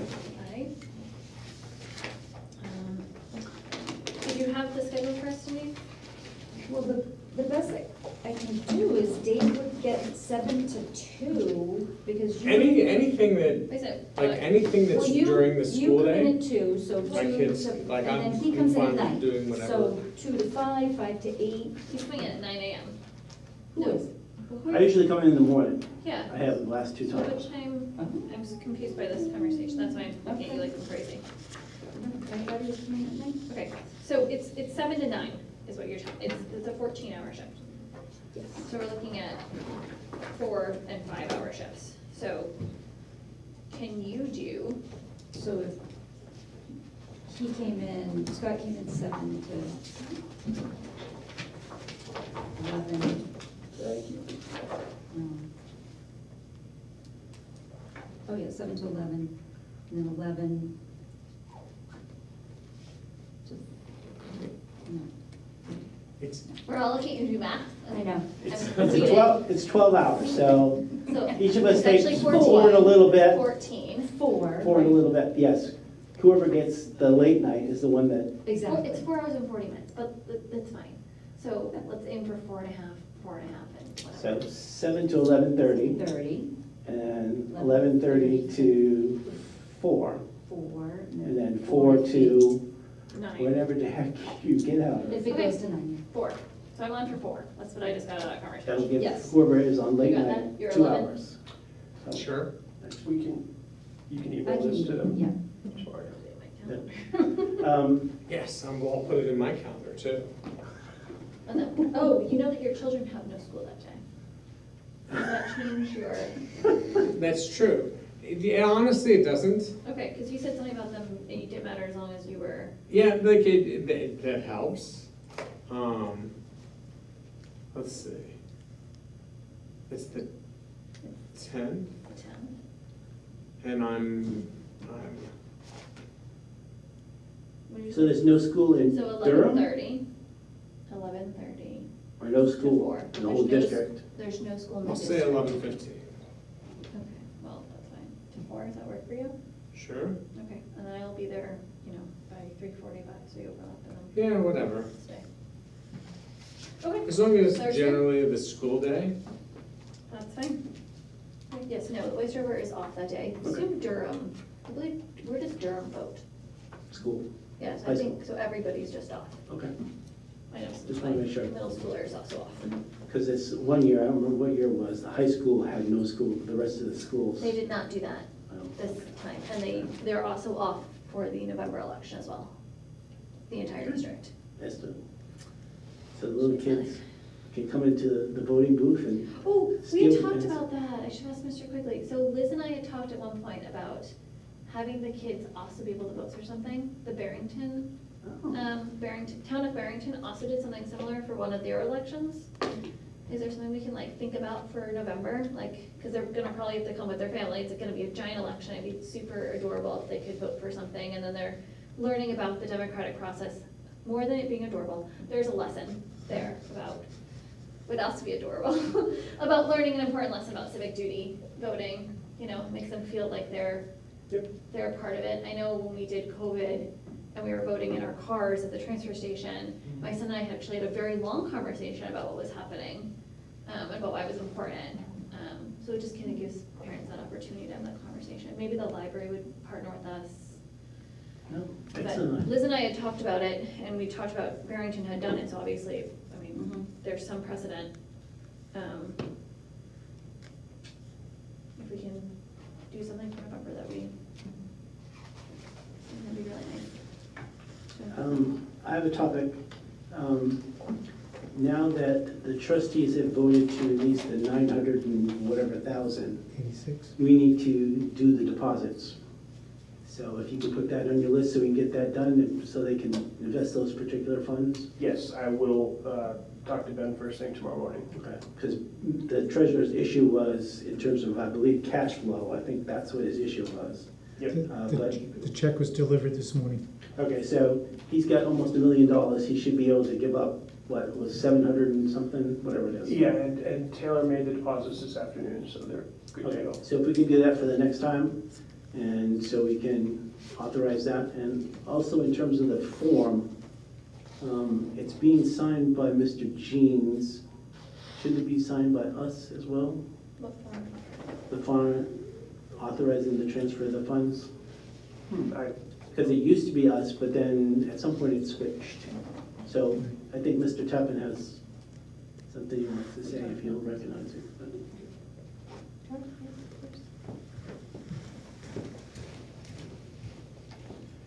John Tappan, Chair of Trustees of Trust Funds.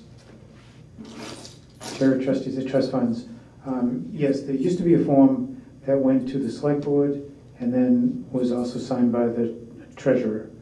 And last year, Ben recognized that since the Select Board had already voted for these items, that this was both a duplicate, asking them to vote for them again. And so that's why he changed it, to take the Select Board off. My opinion is that going back to having the Select Board vote for those, or have those memos which they signed, in the past it was just in the consent agenda. So it is not a good way for the Select Board to be approving those expenditures if they haven't done it already. Because when a department head comes to the Select Board, they bring to you what they've gotten for quotes. They present to you why they're want to make that purchase. You ask questions, and the Select Board is focused on that particular purchase and how to spend for it and what the options are. When you just have those forms in the consent agenda, it's just, you're kind of automatically signing them and assuming that it's already been voted on. But for the trustees, if you haven't voted on it, but it was in the consent agenda and you approved it, then you approved it without actually getting the benefit of having the department head come to you with the reasoning and you asking the questions and so forth. I think that a much better way of doing it would be, the schedule should be up to the Select Board. The Select Board should decide, when do you want appropriations to be put into the reserve funds, and when do you want the request to be made. But the actual making of the requests is really just a secretarial function. It's a bookkeeping function. And it seems to me that it can be done once the Select Board says, make the request for reimbursement, that can then be done entirely by town administration. And I think it's up to town administration, whether it's just the bookkeeper or bookkeeper and town administrator. I can't see any reason why the treasurer needs to be involved. Treasurer is not involved in asking the state to give us the money for rooms and meals. The treasurer is not involved in pulling any kind of other funds in. Treasurer's involved in putting the money out, because of course he has to sign the checks. But for pulling the money in, and it's just a revenue coming from trust and reserve funds, I can't see any reason why the treasurer is involved either. And having the treasurer involved or having the Select Board involved ties that process to your every 2-week meeting schedule. And this year that was an issue for Taylor, that she could write things up, she had it ready to go to us, but she had to wait till Ben came in to sign that memo.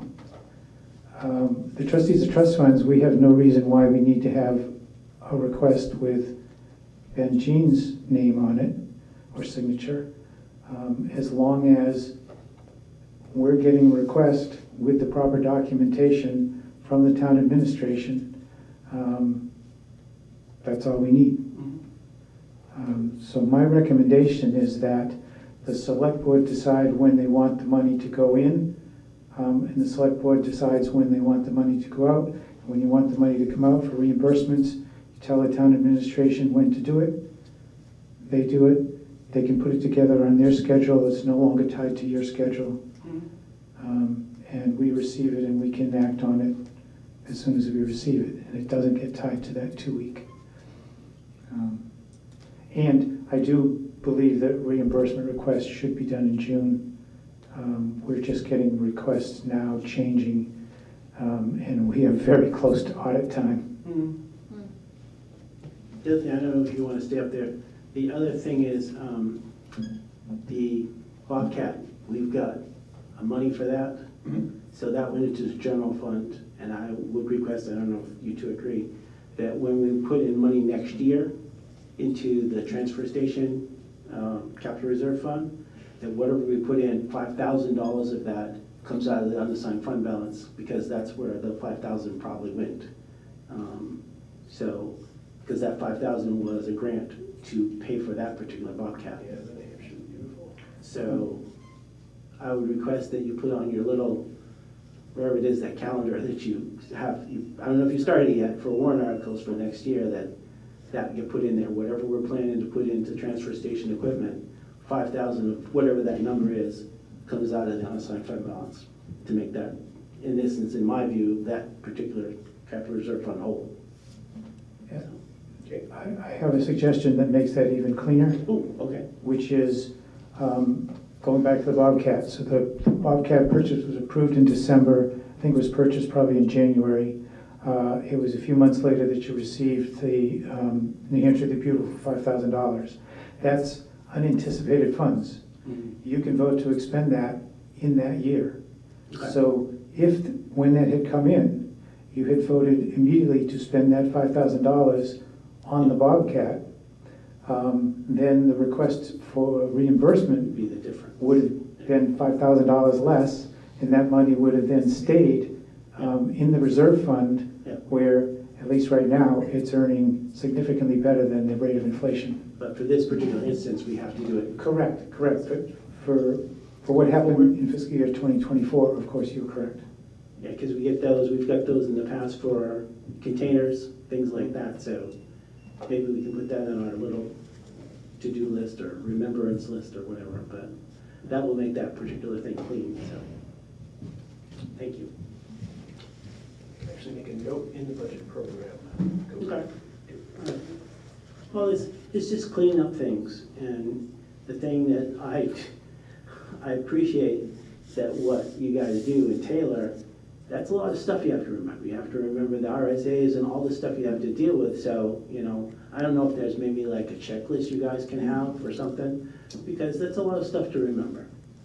So, and you guys do a pretty good job of it, so just trying to make the process better. Yeah, there is, as I said, I can actually annotate the warrant articles for the capital reserve funds with this Okay, ahead of time, so. okay, good. All right. No, All right, motion to adjourn. second? All those in favor? Aye. 24.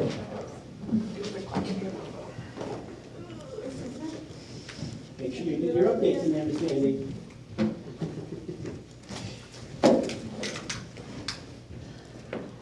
I'm serious about this We do the Excel class.